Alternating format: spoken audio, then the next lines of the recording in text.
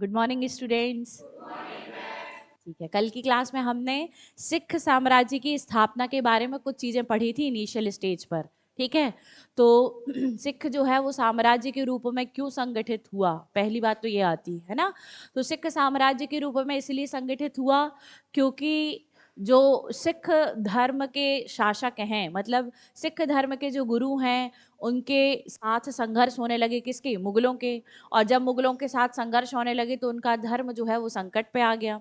अब उन्हें जो है वो अपने धर्म की रक्षा भी करनी थी, और धर्म की रक्षा करने के लिए वो क्या करेंगे? अब राजनीतिक रूप अपनाएंगे। अपना कैसा अपनाएंगे? राजनीतिक रूप। अपना सैन्यकरण भी करेंगे। क्या करेंगे? सैन्यकरण। क्यों? क्योंकि उन्हें मुगलों के साथ अब क्या करना है? संघर्ष करना। ठीक है, तो आप देखेंगे कि सिखों ने अपने आप को जो है वो राजनीतिक रूप से भी स्टैब्लिश किया, और दूसरा अपना सैन्यकरण भी कर लिया। ठीक, इसके अलावा आप देखेंगे कि जो शासक आएंगे वो राजनीतिक महत्वाकांक्षा वाले हो जाएंगे। वो बहुत एम्बिशियस हैं। वो अपने आप को एक पॉलिटिकल पावर के रूप में क्या करना चाहते हैं? स्टैब्लिश करना चाहते हैं। इसलिए भी आप देखते हैं कि सिख साम्राज्य की स्थापना होगी। ठीक है, तो सिख साम्राज्य की स्थापना का अनुक्रम जो है वो गुरु गोविंद सिंह से शुरू होता है। गुरु गोविंद सिंह जो हैं वो सिखों के 10वें और अंतिम गुरु थे। इसके पश्चात जो आपके आध्यात्मिक जो आत्मा थी, अमर आत्मा, वह जो है वो गुरु ग्रंथ साहिब में क्या हो गई? स्थानांतरित हो गई। और ऐसा माना गया कि वह गुरु ग्रंथ साहिब में ही क्या है? विद्यमान है। तो आज उनके बाद जो है वो किसी भी व्यक्ति को गुरु पद की संज्ञा नहीं दी गई। वर्तमान में भी सिख समुदाय जो है वो गुरु पद की अवधारणा नहीं रखता। ठीक है, या किसी भी व्यक्ति को गुरु के रूप में नियुक्त नहीं करता। ठीक है, आप जानते हैं कि सिख धर्म मूर्ति पूजा का विरोध करता है। दूसरी चीज, सिख धर्म जो है वो निर्गुण भक्ति शाखा का को मानता है। तो ना तो ये लोग मूर्ति पूजा करते हैं, और ना ही ये लोग किसी व्यक्ति विशेष की पूजा करते हैं। सिर्फ किसकी पूजा करते हैं? आपके गुरु ग्रंथ साहिब की पूजा करते हैं। ठीक है, तो गुरु गोविंद सिंह जो थे, जो सिखों के 10वें गुरु थे, इनके समय में ही जो है वो इनके मुगलों के साथ क्या होने लगे? संघर्ष। और जब मुगलों के साथ संघर्ष होने लगे तो इसके साथ साथ आप देखेंगे कि जो उत्तरी पश्चिमी सीमा है, क्या है आपके? उत्तरी पश्चिमी सीमा। तो भारत की उत्तरी पश्चिमी सीमा में क्या लगता था? पाकिस्तान वाला क्षेत्र तो हमारे साथ ही था, क्योंकि हम तो अखंड भारत में, पाकिस्तान हमारे साथ था। उसके अलावा आप देखेंगे मध्य एशिया में Afghanistan, Kazakhstan, Uzbekistan, Tajikistan, Iran, Iraq, Saudi Arab, ये वाला क्षेत्र जो है वो क्या आता है आपका? पश्चिम मध्य एशिया वाला क्षेत्र आता है। तो हम देखेंगे कि अफगानिस्तान से भी जो अफगानी शासक हैं, उनके भी आक्रमण क्या होते जा रहे थे? बढ़ते जा रहे थे। और साथ ही साथ यहाँ पर जो मुगलों में केंद्रीय सत्ता थी, उसके भी आक्रमण क्या हो रहे थे? सिख साम्राज्य पर लगातार हो रहे थे। ठीक है, तो सबसे पहले हम देखेंगे कि जो आपके कौन है? गुरु गोविंद सिंह। कौन है आपके? गुरु गोविंद सिंह। इन गुरु गोविंद सिंह को आप देखेंगे कि किस प्रकार से इनके समय में संघर्ष होगा। तो हम देखेंगे कि गुरु गोविंद सिंह जो है, इन्होंने बहादुर शाह का क्या दिया था? साथ दिया था। और आप देखेंगे कि औरंगजेब की क्या होगी? मृत्यु। और औरंगजेब की मृत्यु होने के बाद उसके जो पुत्र थे उनमें उत्तराधिकार का क्या छिड़ जाएगा? संघर्ष। ठीक है, तो जब आपके औरंगजेब की मृत्यु के बाद उत्तराधिकार का संघर्ष होगा तो किसके किसके बीच में होगा? हम देखेंगे कि औरंगजेब का जो पुत्र है वो है मुअज्जम, आजम और कामबख्श। ठीक है, आप देखेंगे कि जो मुअज्जम है, कौन है आपका? मुअज्जम। इस मुअज्जम जो है इसने सबसे पहले, ये जो मुअज्जम है, इसने आजम को भी पराजित किया, और दूसरा जो है इन्होंने किसको पराजित किया? कामबख्श को भी पराजित किया। ठीक है, इसके बाद आप देखेंगे कि जब दो भाइयों को पराजित कर दिया तो यह अफगानिस्तान होते हुए कहाँ आ जाएगा? आपके आपके कराची आ जाएगा। कराची, कराची से होते हुए कहाँ आएगा? लाहौर। और जब लाहौर आएगा तो ये जो है वो स्वयं को, अपने आप को बहादुर शाह नाम देगा। क्या देगा? बहादुर शाह नाम देगा। और बहादुर शाह के नाम से दिल्ली की गद्दी पर बैठेगा। ठीक है, तो आप देखेंगे कि मुअज्जम जो है, इसे गुरु गोविंद सिंह ने आशीर्वाद दिया था, और ऐसा माना जाता है कि गुरु गोविंद सिंह के आशीर्वाद के कारण ही मुअज्जम अपने उत्तराधिकार के संघर्ष में विजित हुआ, और दिल्ली या मुगल सल्तनत की गद्दी पर बैठने वाला अगला व्यक्ति बना। कौन? आपका बहादुर शाह। तो बहादुर शाह और गुरु गोविंद सिंह के समय में संबंध अच्छे हुए। ठीक है, सिख धर्म और मुगल जो हैं वे अपने अपने कार्य क्षेत्र पर जो है अपने अपने धर्म प्रचार प्रसार के कार्य करते थे। दोनों एक दूसरे के साम्राज्यिक क्षेत्रों पर हस्तक्षेप नहीं करते थे। ठीक है, तो बहादुर शाह ने तो अच्छा काम किया। इसके बाद बहादुर शाह के बाद जो है आप देखेंगे कि नेक्स्ट जो आपका सॉरी एक चीज और जान लीजिए कि खाफी खां नामक एक इतिहासकार हुए हैं जिन्होंने बहादुर शाह को शाह ए बेखबर की उपाधि दी है। काय की उपाधि दी है? शाह ए बेखबर। ठीक है, फिर इसके बाद आप देखेंगे कि बहादुर शाह जिसे शाह आलम प्रथम के नाम से भी जाना जाता था, इसके बाद शासक बनेगा कौन? इसके बाद शासक बनेगा आपका जहांदार शाह। कौन बनेगा आपका? जहांदार शाह। ठीक है, और जहांदार शाह जो है उसे लंपट मूर्ख के नाम से भी जाना जाता था। एक और बात कि आप देखेंगे कि यही बहादुर शाह जो है इसने गुरु गोविंद सिंह के साथ जब राजनीतिक संबंध अच्छे करे तो उन्होंने उन्हें 500 जात और 500 सवार का क्या दिया था? मनसब भी प्रदान किया था। इसके अलावा आप देखेंगे कि गुरु गोविंद सिंह ने बहादुर शाह जफर के सॉरी बहादुर शाह शाह आलम प्रथम के समय में फतेहगढ़, आनंदगढ़ और केशवगढ़ के क्या कर लिए? किले भी जीत लिए। ठीक है, लेकिन आप देखेंगे कि जो औरंगजेब बहादुर शाह से पहले था उसका एक क्या था? मुस्लिम कमांडर जिसका नाम था अजीम खान। इसने 1708 में गुरु गोविंद सिंह की क्या कर दी? हत्या कर दी। क्यों कर दी? क्योंकि गुरु गोविंद सिंह के संबंध किसके साथ बढ़ते जा रहे थे आपके? बहादुर शाह के साथ बढ़ते जा रहे थे, जबकि वो किसका कमांडर था? औरंगजेब का कमांडर था। तो उसने जो है वो लगातार मुस्लिम कमांडर के रूप में बना हुआ था और वो अपने शासक औरंगजेब को पहले ही देख चुका था कि वे सिखों को पसंद नहीं करता था। क्यों? क्योंकि औरंगजेब जो है वो धार्मिक कट्टरतावादी की नीति का अनुसरण किया था। वो काफी असहिष्णु था, उसे जिंदा पीर के नाम से जाना जाता था और वह कट्टर मुस्लिम था। वह किसी अन्य धर्म के साम्राज्य विस्तार को बर्दाश्त नहीं कर पा रहा था। तो उसी का मुस्लिम कमांडर अजीम खान जो है उसने गुरु गोविंद सिंह की क्या कर दी? हत्या कर दी। तो हम देखेंगे कि बहादुर शाह के साथ अच्छे संबंध होने के बावजूद गुरु गोविंद सिंह की क्या हो गई? हत्या कर दी गई। एक बात और आपको ध्यान रखना है कि जफरनामा क्या है? क्या है आपका? जफरनामा। ये जो आपके गुरु गोविंद सिंह हैं, गुरु गोविंद सिंह ने जफरनामा लिखा था और जफरनामा जो है वो आपके आध्यात्मिक पत्रों का संग्रह था। ये आध्यात्मिक पत्रों का संग्रह जो है उन्होंने औरंगजेब को गिफ्ट किया था। ठीक है, और औरंगजेब जो है उन्होंने इस जफरनामा को पढ़ा और ऐसा माना जाता है कि पढ़ने के बाद औरंगजेब जो है वो उसकी क्या हो जाती है? मृत्यु हो जाती है। ऐसा माना जाता है कि उसको जो है इंतकाम मिलता है या उसको जो है जन्नत नसीब हो जाती है या आध्यात्मिक रूप से वो अपने आप को कुछ शांतिपूर्ण महसूस करता है और इतना संतुष्ट हो जाता है कि उसकी क्या हो जाती है? मृत्यु। तो जफरनामा पढ़ने के बाद ही जो है उसकी क्या हो गई थी? मृत्यु हो गई थी।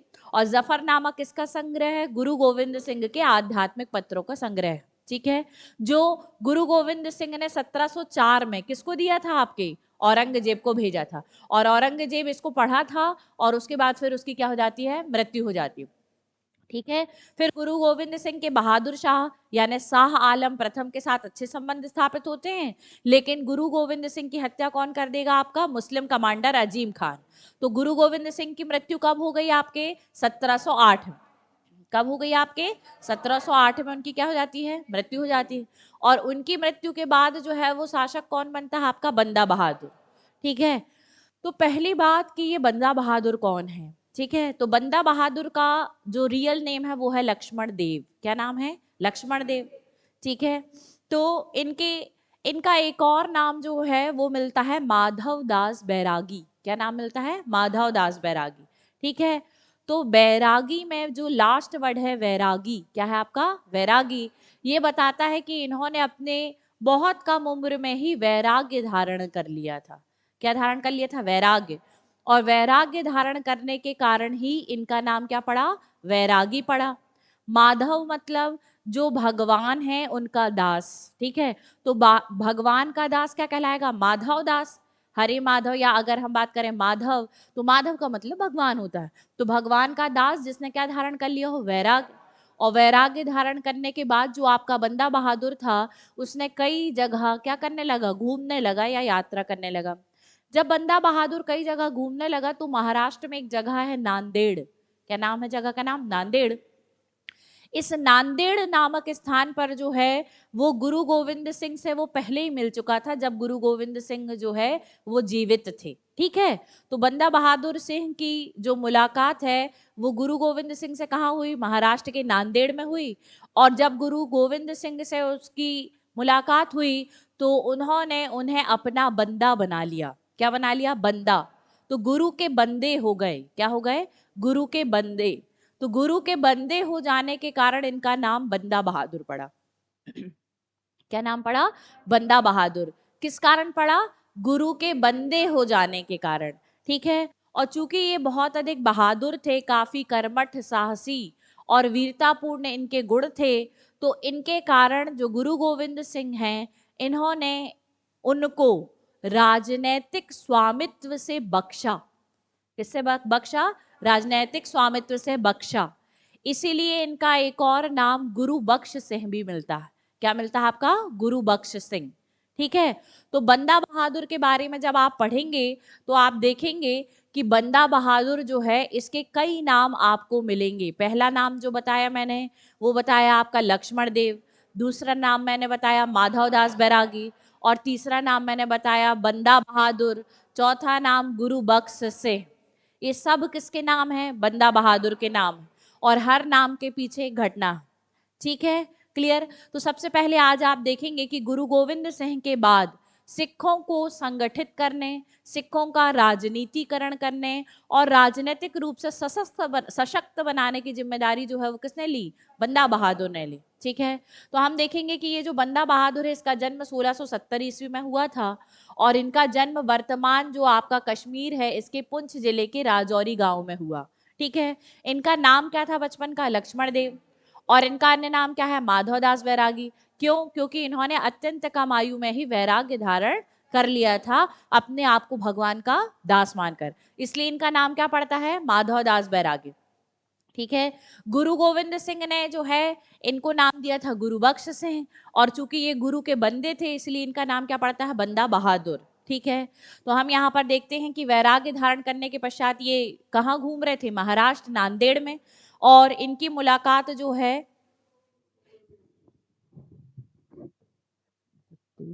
किससे हुई? गुरु गोविंद सिंह से हुई। ठीक है, और गुरु गोविंद सिंह से जब इनकी मुलाकात हुई, किन की?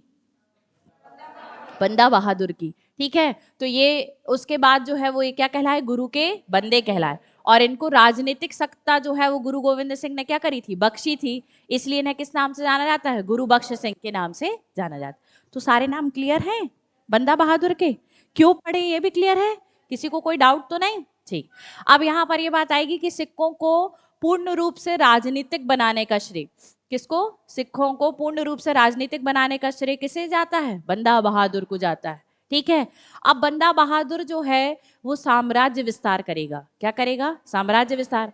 और साम्राज्य विस्तार करने के साथ साथ इसने अपने गुरु गुरु गोविंद सिंह के नाम पर सिक्के भी चलाए। जो अपने राजकाज के लिए मुहर प्रयोग करता था उसमें भी गुरु गोविंद सिंह का ही नाम प्रयोग करता था। तो इसने बंदा बहादुर ने गुरु गोविंद सिंह के नाम के क्या चलाए हैं? सिक्के। और आप देखेंगे कि इसने क्या चलाई हैं? मुहर भी बनवाई। ठीक है, क्लियर? अब यहाँ पर बात आती है कि आपने देखा था कि औरंगजेब जो था वो कैसा था? संकीर्ण सोच का व्यक्ति था, असहिष्णु था, धार्मिक रूप से कैसा था? कट्टर था। तो उसने सिख का बस आपके ऊपर अत्याचार नहीं करे थे, जाटों के ऊपर भी करे थे, राजपूतों के ऊपर भी किए थे। ठीक है, तो जाट, सिख, आपके राजपूत और किसानों के साथ भी उसके संबंध अच्छे नहीं थे। उसने काफी अराजकतापूर्ण नीतियों का अनुसरण किया था। किसने? औरंगजेब ने। फिर आप देखेंगे कि ये जो बहादुर शाह प्रथम है उसने औरंगजेब की संकीर्णतावादी नीति और आपके कट्टरता धार्मिक वाली जो नीति थी उनका क्या कर दिया? त्याग कर दिया था। और उसके बाद ये क्या हो गए थे? ये काफी लिबरल या उदार हो गए थे, और इन्होंने गुरु गोविंद सिंह से भी क्या करे थे? अच्छे संबंध स्थापित करे थे। ठीक, फिर आप देखेंगे कि यहाँ आप दो चीजें जो पढ़ रहे हैं वो सिख वर्सेस मुगल कि कैसे संबंध थे सिखों के मुगलों के साथ। जब सिखों में गुरु गोविंद सिंह है तो यहाँ कौन है? औरंगजेब है। सिखों में गुरु गोविंद सिंह के समकालीन कौन है? बहादुर शाह। ठीक है, लेकिन उसके समय गुरु गोविंद सिंह की क्या हो गई? हत्या हो गई। तो जब बहादुर शाह समय है तो फिर यहाँ पर कौन है? बंदा बहादुर भी है है ना। तो बंदा बहादुर जो है वो गुरु गोविंद बहादुर शाह के भी क्या है, समकालीन है। और उस समय भी आप देखते हैं कि उनके समय में क्या हो जाती है, आपके शांति स्थापित हो जाती है। और दोनों ही धर्म जो है वो अपने शांतिपूर्ण सहअस्तित्व के साथ अपने अपने राज्य क्षेत्र में क्या करते रहते हैं, काम करते रहते हैं। ठीक है। फिर बहादुर शाह के बाद मुगल सत्ता में नया शासक आएगा। बहादुर शाह के बाद मुगल सत्ता में कौन आएगा, नया शासक, जिसका नाम क्या पड़ेगा आपका, जहादर शाह। इसको किस नाम से जाना जाता था, लंपट मूर्ख के नाम से जाना जाता था। बहादुर शाह को किस नाम से जाना जाता था, शाह ए बेखबर। किसके नाम से, शाह ए बेखबर के नाम से जाना जाता था। ठीक है। तो इसे लंपट मूर्ख के नाम से जाना जाता था। तो इसने भी सिखों के प्रति कोई धार्मिक कट्टरता की नीति नहीं अपनाई। इसने भी धार्मिक सहिष्णुता अपनाई और यह भी सिखों के साथ शांतिपूर्ण सहअस्तित्व में ही रहा। ठीक है। तो शांति स्थापित रही, किसी भी प्रकार के कोई विद्रोह नहीं हुए। परंतु आप देखेंगे कि जहादर शाह के बाद नया शासक जब मुगल में आएगा, उसका नाम है फर्रुखशियर। क्या आएगा, फर्रुखशियर। और फर्रुखशियर जो है वो पुनः सिख विरोधी हो जाएगा। क्या हो जाएगा, सिख विरोधी। और उस समय में भी यहाँ सिख धर्म की सत्ता कौन संभाल रहा है, बंदा बहादुर ही संभाल रहा है। ठीक है। तो बंदा बहादुर जो है, इसने देखा कि इतने शांतिपूर्ण संबंध स्थापित हो चुके हैं, तो अगला मुगल शासक भी कुछ नहीं करेगा। और उन्होंने क्या किया, साम्राज्य विस्तार की नीतियों का क्या किया, अनुसरण किया। और बंदा बहादुर कई क्षेत्रों पर आक्रमण करके उन क्षेत्रों को जीतने लगी। जीतते जीतते बंदा बहादुर जो है उस क्षेत्र पर पहुंचे जहां पर फर्रुखशियर के राज्य की सीमाएं जो हैं वो लगती थी। ठीक है। तो फर्रुखशियर के राज्य की सीमाओं पर इन्होंने क्या कर दिया, आक्रमण कर दिया। तब उसके प्रत्युत्तर में फर्रुखशियर ने बंदा बहादुर को बंदी बनाकर लाने का आदेश दिया। ठीक है। फर्रुखशियर जो है उसके समय में बंदा बहादुर को बंदी बनाकर लाया जाएगा, दिल्ली में इसे कैद कर लिया गया और बाद में इसकी हत्या कर दी गई। ठीक है। तो जब बंदा बहादुर की हत्या हो जाएगी तो उसके पश्चात सिख धर्म फिर से नेतृत्व विहीन हो जाएगा और कोई भी सिख धर्म को संगठित करने वाला बचेगा नहीं, है ना। तो ये कहानी है आपके किसकी, आपके बंदा बहादुर की। ठीक है। तो बंदा बहादुर ने जो है वो राज्य विस्तार की क्या अपनाई, नीति, और वो फर्रुखशियर के राज्य की सीमा पर क्या कर दिया, आक्रमण कर दिया। तो आप देखेंगे कि यहाँ पर 1716 ईस्वी में, कब, 1716 ईस्वी में फर्रुखशियर ने अपने एक सेनापति को भेजा और बंदा बहादुर और मुगलों के बीच में क्या हुआ, संघर्ष हुआ, जिसमें बंदा बहादुर पराजित हो गया, उसे बंदी बनाकर लाया गया और फिर 1716 में उसकी हत्या कर दी गई। ठीक है। अब यहाँ बताओ कि गुरु गोविंद सिंह की हत्या कब हुई थी, 1708 में। और इनकी हत्या कब हुई, 1716 में। तो कितने साल ही ये आपके सिखों को राजनीतिक रूप में संगठित रख पाए, 1708 से 1716, मतलब कितने साल, 8 साल। ठीक है। और 8 साल बाद ही इनकी क्या कर दी गई, हत्या कर दी गई। इसके बाद जब सिख धर्म पुनः नेतृत्व विहीन हो गया, ठीक है, तो सिख धर्म जो है वो पुनः 2 संप्रदायों में बढ़ जाता है। एक संप्रदाय जो है उसे बोलते हैं तत् खालसा और दूसरा संप्रदाय जो है उसे बोलते हैं बंदई। ठीक है। तो जो आपका तत् खालसा और बंदई संप्रदाय है, इन दोनों संप्रदाय को अगर आप देखें तो एक आपका कट्टर है और एक आपका उदार है। ठीक है, क्लियर। फिर आप देखेंगे कि लंबे समय तक ये जो लोग जो हैं वो इसी कट्टर और आपके उदार सिख धर्म में ही क्या रहे, बटे रहे। फिर से एक नेतृत्वकर्ता आया जिसका नाम है मनी सिंह। क्या नाम है आपका, मनी सिंह। तो इसने 1721 ईस्वी में सिखों को पुनः संगठित कर दिया और तत् खालसा और बंदई का एकीकरण किया और पुनः उसे एक सिंगल एंटिटी में कन्वर्ट कर दिया। ठीक है। ऐसा करने वाला कौन है आपका, मनी सिंह। और जब उसने संगठित किया तो अब सिख धर्म के जो धर्मावलंबी हैं वो सिख धर्म में 2 नई प्रथाओं का अनुसरण करने लगी। एक प्रथा कहलाती है शरबत खालसा। क्या कहलाती है, शरबत खालसा। और दूसरी प्रथा आगे कहलाएगी राखी प्रथा। क्या कहलाएगी, राखी प्रथा। ठीक है। तो सबसे पहले कि शरबत खालसा क्या है, क्या है आपका शरबत खालसा। तो हम जानते हैं कि सिख धर्म में आपके वैसाखी सबसे एक महत्वपूर्ण दिन माना जाता है और वैसाखी तथा दीपावली, क्या है आपका, वैसाखी और दीपावली, इन 2 दिनों के अवसर पर संपूर्ण सिख धर्मावलंबी जो है वो एकत्र होते थे और एकत्र होकर क्या करते थे, सभाएं, क्या करते थे, सभाएं करते थे।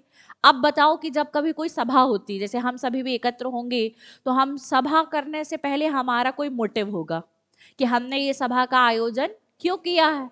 वैसे ही आप देखेंगे कि सिख धर्म में भी जब सभाएं आयोजित होती थी तो वो कोई उद्देश्य होता था, क्या होता था, उसका उद्देश्य होता था।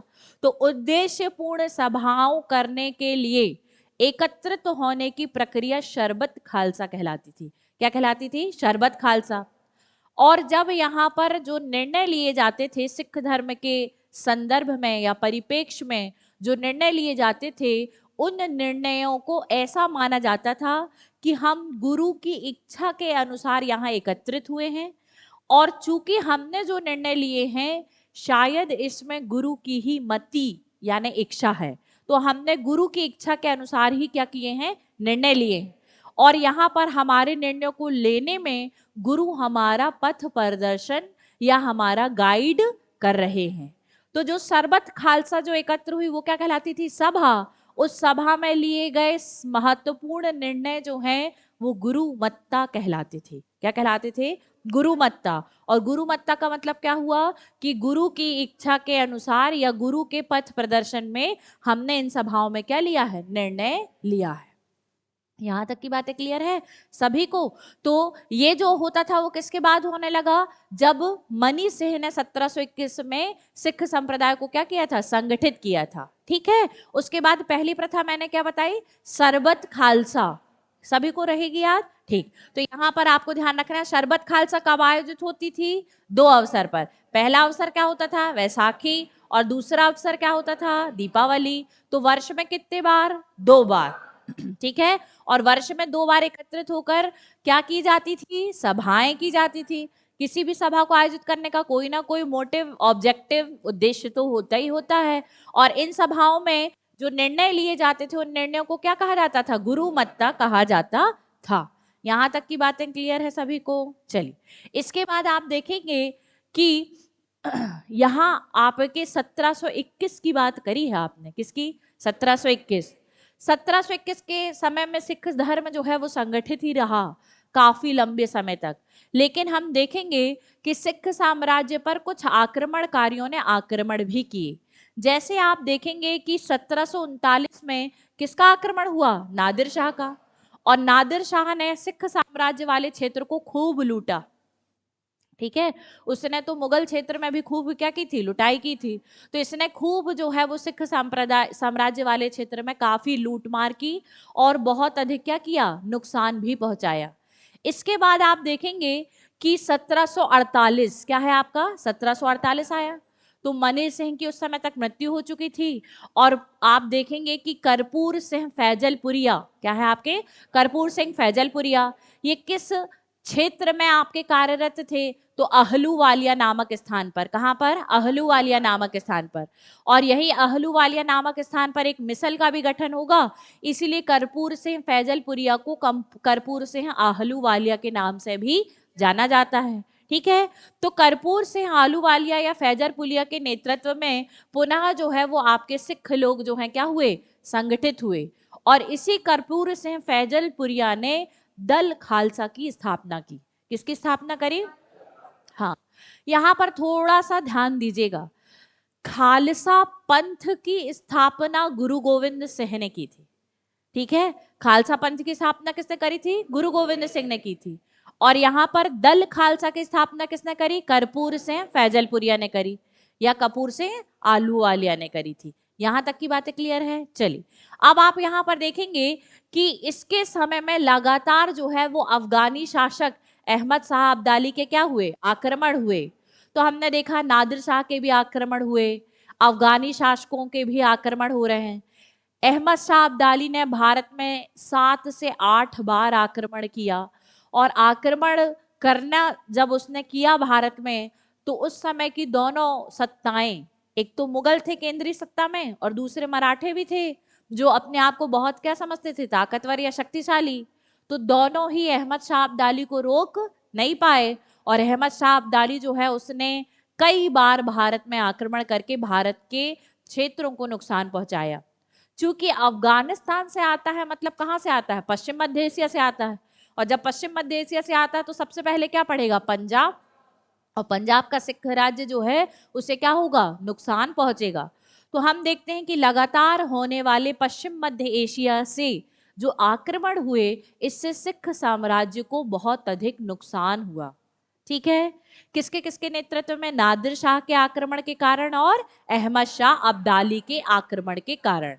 यहां तक की क्लियर है कहानी, ठीक। अब यहां पर आप देखेंगे कि जब आपके कर्पूर सिंह फैजलपुरिया ने सिखों को दल खालसा के रूप में संगठित किया, तो ये जो दल खालसा है, इस दल खालसा ने सिखों को राजनीतिक रूप से सशक्तिकरण करने के साथ साथ सैन्यकरण को बढ़ावा दिया, और सिखों ने इन पश्चिम मध्य एशिया से होने वाले आक्रमणों से अपनी रक्षा करने के लिए एक स्थायी सेना का गठन करने के लिए सोचा।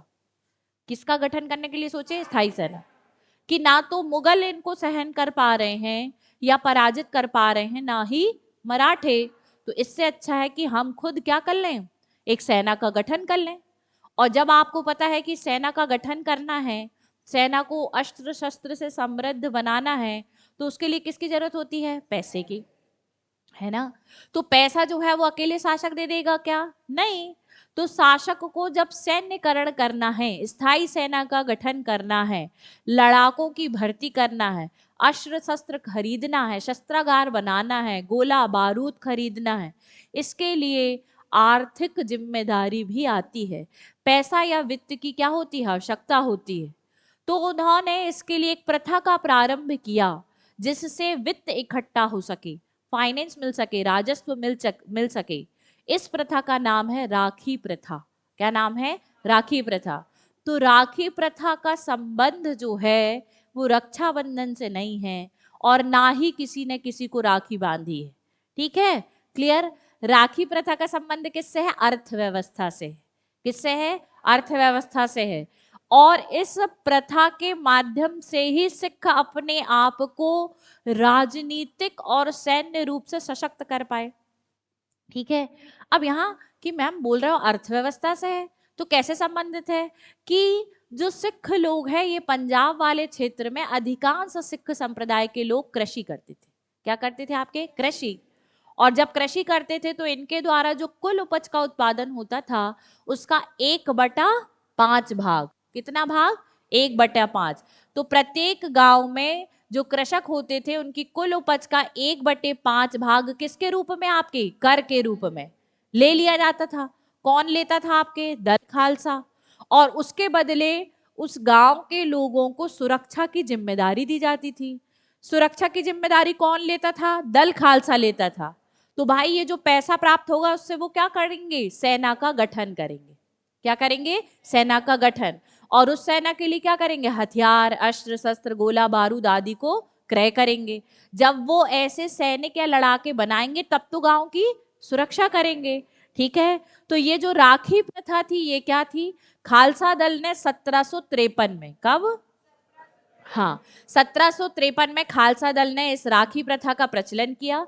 इस प्रथा में प्रत्येक गांव में उसकी आय या उपज का 1/5 भाग कर के रूप में लिया जाता था, और उस गांव को क्या दे दी जाती थी, सुरक्षा करने की जिम्मेदारी कौन ले लेता था, दल खालसा ले लेता था। ठीक है, तो ये जो प्रथा है इसे किस नाम से जाना जाता था, राखी प्रथा के नाम से। तो देखो पैसे लोग तो किससे संबंधित है, अर्थव्यवस्था से, क्योंकि आप गांव की उपज का 1/5 भाग ले रहे हो। ठीक है, और चूंकि आप इस प्रथा के माध्यम से सिखों का क्या कर रहे हैं, राजनीतिक रूप से और सैन्यकरण के रूप में उन्हें क्या बना रहे हैं, मजबूत बना रहे हैं। तो वास्तव में इस प्रथा का संबंध अर्थव्यवस्था से है, लेकिन इस प्रथा के माध्यम से सिखों का राजनीतिक शक्ति के रूप में क्या होता है, उदय भी होता है। यहां तक की बातें क्लियर है सभी को। फिर इसके बाद आप देखेंगे कि कर्पूर सिंह आलूवालिया, कौन है आपके, कर्पूर सिंह आलूवालिया। तो कर्पूर सिंह आलूवालिया के बाद जो है वो सिखों को संगठित रूप में रखा जस्सा सिंह आलूवालिया ने। किसने रखा, जस्सा सिंह आलूवालिया। तो जस्सा सिंह आलूवालिया जो है इन्होंने क्या किया, सिखों को संगठित रखा। लेकिन जस्सा सिंह आलूवालिया के बाद जो सिख संप्रदाय है वो छोटे छोटे टुकड़ों में बट गया, और उन छोटे छोटे टुकड़ों को क्या कहा जाता है? आपके मिसल कहा जाता है। यहां तक की बातें क्लियर है सभी को? ठीक है, सरबत खालसा क्लियर है, गुरुमत्ता क्लियर है, राखी प्रथा क्लियर है? ठीक, चलिए तो आगे बढ़ेंगे। ठीक है, तो अब आप यहां पर देखेंगे कि 1763 से, कब से? 1763, 1763 से 1773 के बीच में पंजाब वाला जो सिख साम्राज्य का क्षेत्र था, यहाँ कई छोटे छोटे राज्यों की स्थापना हुई। ये छोटे छोटे राज्य जत्थों के रूप में संगठित हुए थे। किसके रूप में? हाँ, जत्था का मतलब होता है समूह। ठीक है, क्लियर? तो जत्थों के रूप में संगठित हुए इन छोटे छोटे जत्थों को ही मिशल कहा जाता था। क्या कहा जाता था? मिशल। और मिशल जो है वह अरबी भाषा का शब्द है जिसका मतलब होता है समान या बराबर। तो प्रत्येक मिसल अपने आप में संप्रभु थी, प्रत्येक मिसल को अपने आंतरिक और बाहर निर्णय लेने की स्वतंत्रता थी। एक मिसल दूसरे मिसल पर जो है वो आक्रमण नहीं करती थी, ना ही एक दूसरे के कार्यों में हस्तक्षेप करती थी। परंतु जब किसी एक मिसल पर आक्रमण होता था तो उसका प्रत्युत्तर या जवाबी कार्यवाही संपूर्ण 12 मिसल मिलकर करती थी। ठीक है, तो इन 12 मिसलों में क्या हुआ? सिख साम्राज्य विघटित हो गया। विघटित हो जाना मतलब छोटे छोटे टुकड़ों में टूट जाना। ठीक है, जिनको किस नाम से जाना जाता था? आपकी मिसल के नाम से जाना। इसमें सबसे अधिक शक्तिशाली जो मिसल थी वो क्या थी? आपकी भंगी मिसल थी। लेकिन इस भंगी मिसल जो है उसको भी जीत लिया किसने? आपके सुकरचकिया मिसल के शासक ने। और सुकरचकिया मिसल का जो शासक था वो कौन था? आपका महाराजा रणजीत सिंह। कौन था आपका? हाँ, तो अब यहां से एक नया टॉपिक शुरू होता है जिसमें हम देखेंगे महाराजा रणजीत सिंह का उदय। क्या देखेंगे? महाराजा रणजीत सिंह का उदय। ठीक है, तो हम यहाँ पर देखते हैं कि जस्सा सिंह आलूवालिया के बाद जब आपका सिख साम्राज्य जो है वो 12 छोटे छोटे मिसलों में बट गया, तो उसके पश्चात जो आपके जो छोटी छोटी मिसल थी ये संप्रभु और शक्तिशाली थी। परंतु एक समय के बाद ये जो छोटी छोटी मिसल थी ये धीरे धीरे कमजोर हो गई। क्या हो गई? आपके कमजोर हो गई।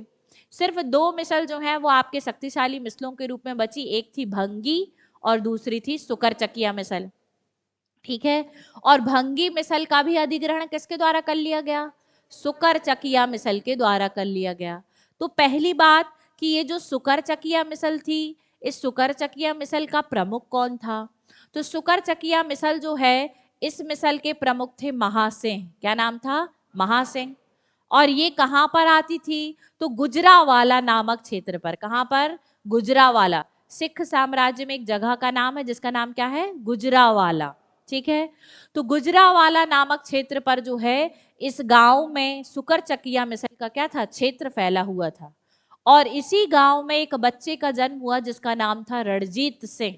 क्या नाम था? रणजीत सिंह। और यही रणजीत सिंह जो है वो शेर ए पंजाब के नाम से क्या होगा? प्रसिद्ध। किसके नाम से जाना जाएगा?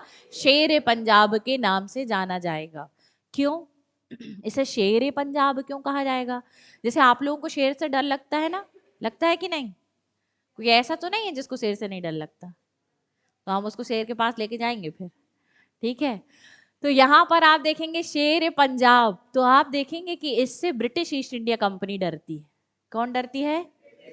ठीक है, तो आपने अभी तक जो देखा, क्या देखा अभी तक की क्लासेस में? आपने देखा है कि हमारे जो ब्रिटिशर्स हैं, कौन है आपके ब्रिटिशर्स, इन्होंने क्या क्या जीत लिया? सबसे पहले बंगाल जीता। क्या जीता है? बंगाल। कौन से 2 युद्ध से? प्लासी और बक्सर के युद्ध से। ठीक है, फिर इनने क्या किया? कर्नाटक जीता। कौन से युद्ध से? 3 एंग्लो कर्नाटक वॉर से। ठीक है, फिर इनने क्या जीता? मैसूर जीता। कितने वॉर से? 4 एंग्लो मैसूर वॉर से। ठीक है, फिर इन्होंने क्या जीता? मराठा जीता। क्या जीता? मराठा जीता। तो आंग्ल मराठा युद्ध के नाम से क्या जीत लिया इनने? मराठा भी जीत लिया।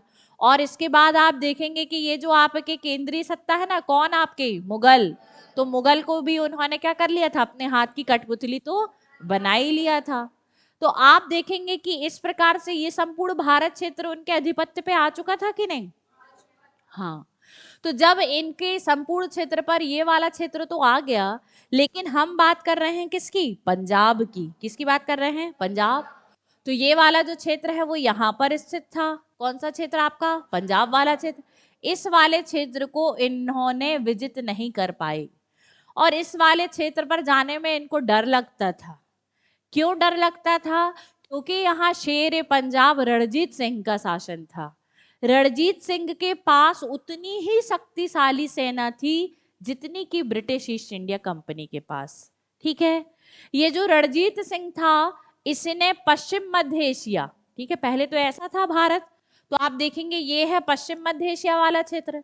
तो इस पश्चिम मध्य एशिया वाले क्षेत्र से होने वाले आक्रमणों से अपनी सुरक्षा करने के लिए अपनी सेना का सशक्तिकरण किया, सेना का आधुनिकीकरण किया यूरोपियन तर्ज पर, और काफी संख्या में यूरोपीय प्रशिक्षणकर्ता बुलवाए और उन प्रशिक्षणकर्ताओं से अपनी सेना को संगठित कर लिया।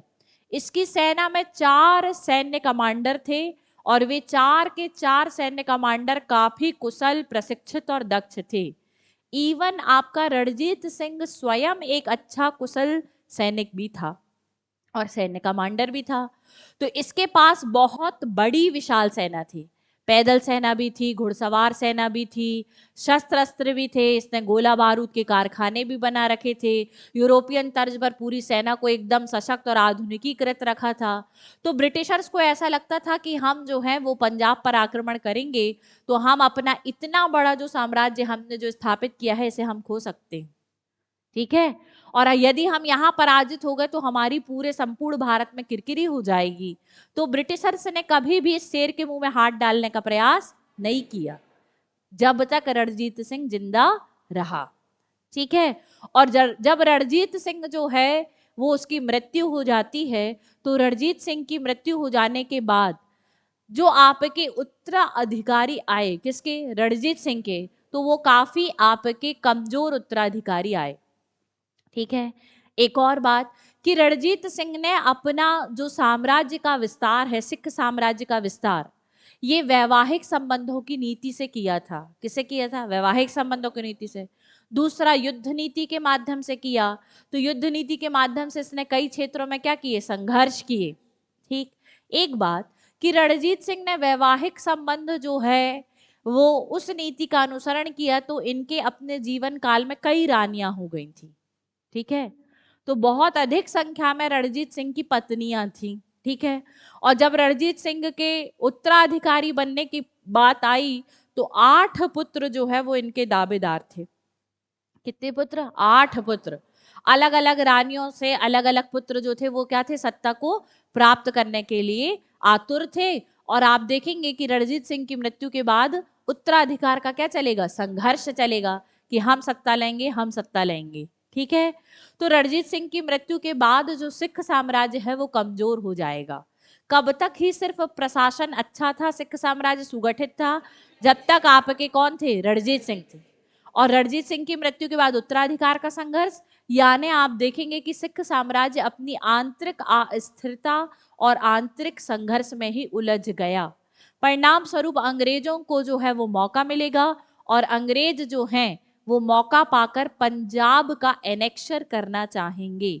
और पंजाब का एनेक्शर करने के लिए उन्होंने लगातार 2 आंग्ल सिख युद्ध किए। कितने युद्ध? 2 आंग्ल सिख। और 2 आंग्ल सिख युद्ध के बाद वो पंजाब का भारत में विलय कर लेंगे या ब्रिटिश साम्राज्य में विलय कर लेंगे। किस में विलय कर लेंगे? ब्रिटिश साम्राज्य में विलय कर लेंगे। तो पंजाब अंततः फिर किसका अंग बन जाएगा? ब्रिटिश साम्राज्य का अंग बन जाएगा। यहां तक की बातें क्लियर है। लेकिन इनको शेर पंजाब क्यों कहा गया?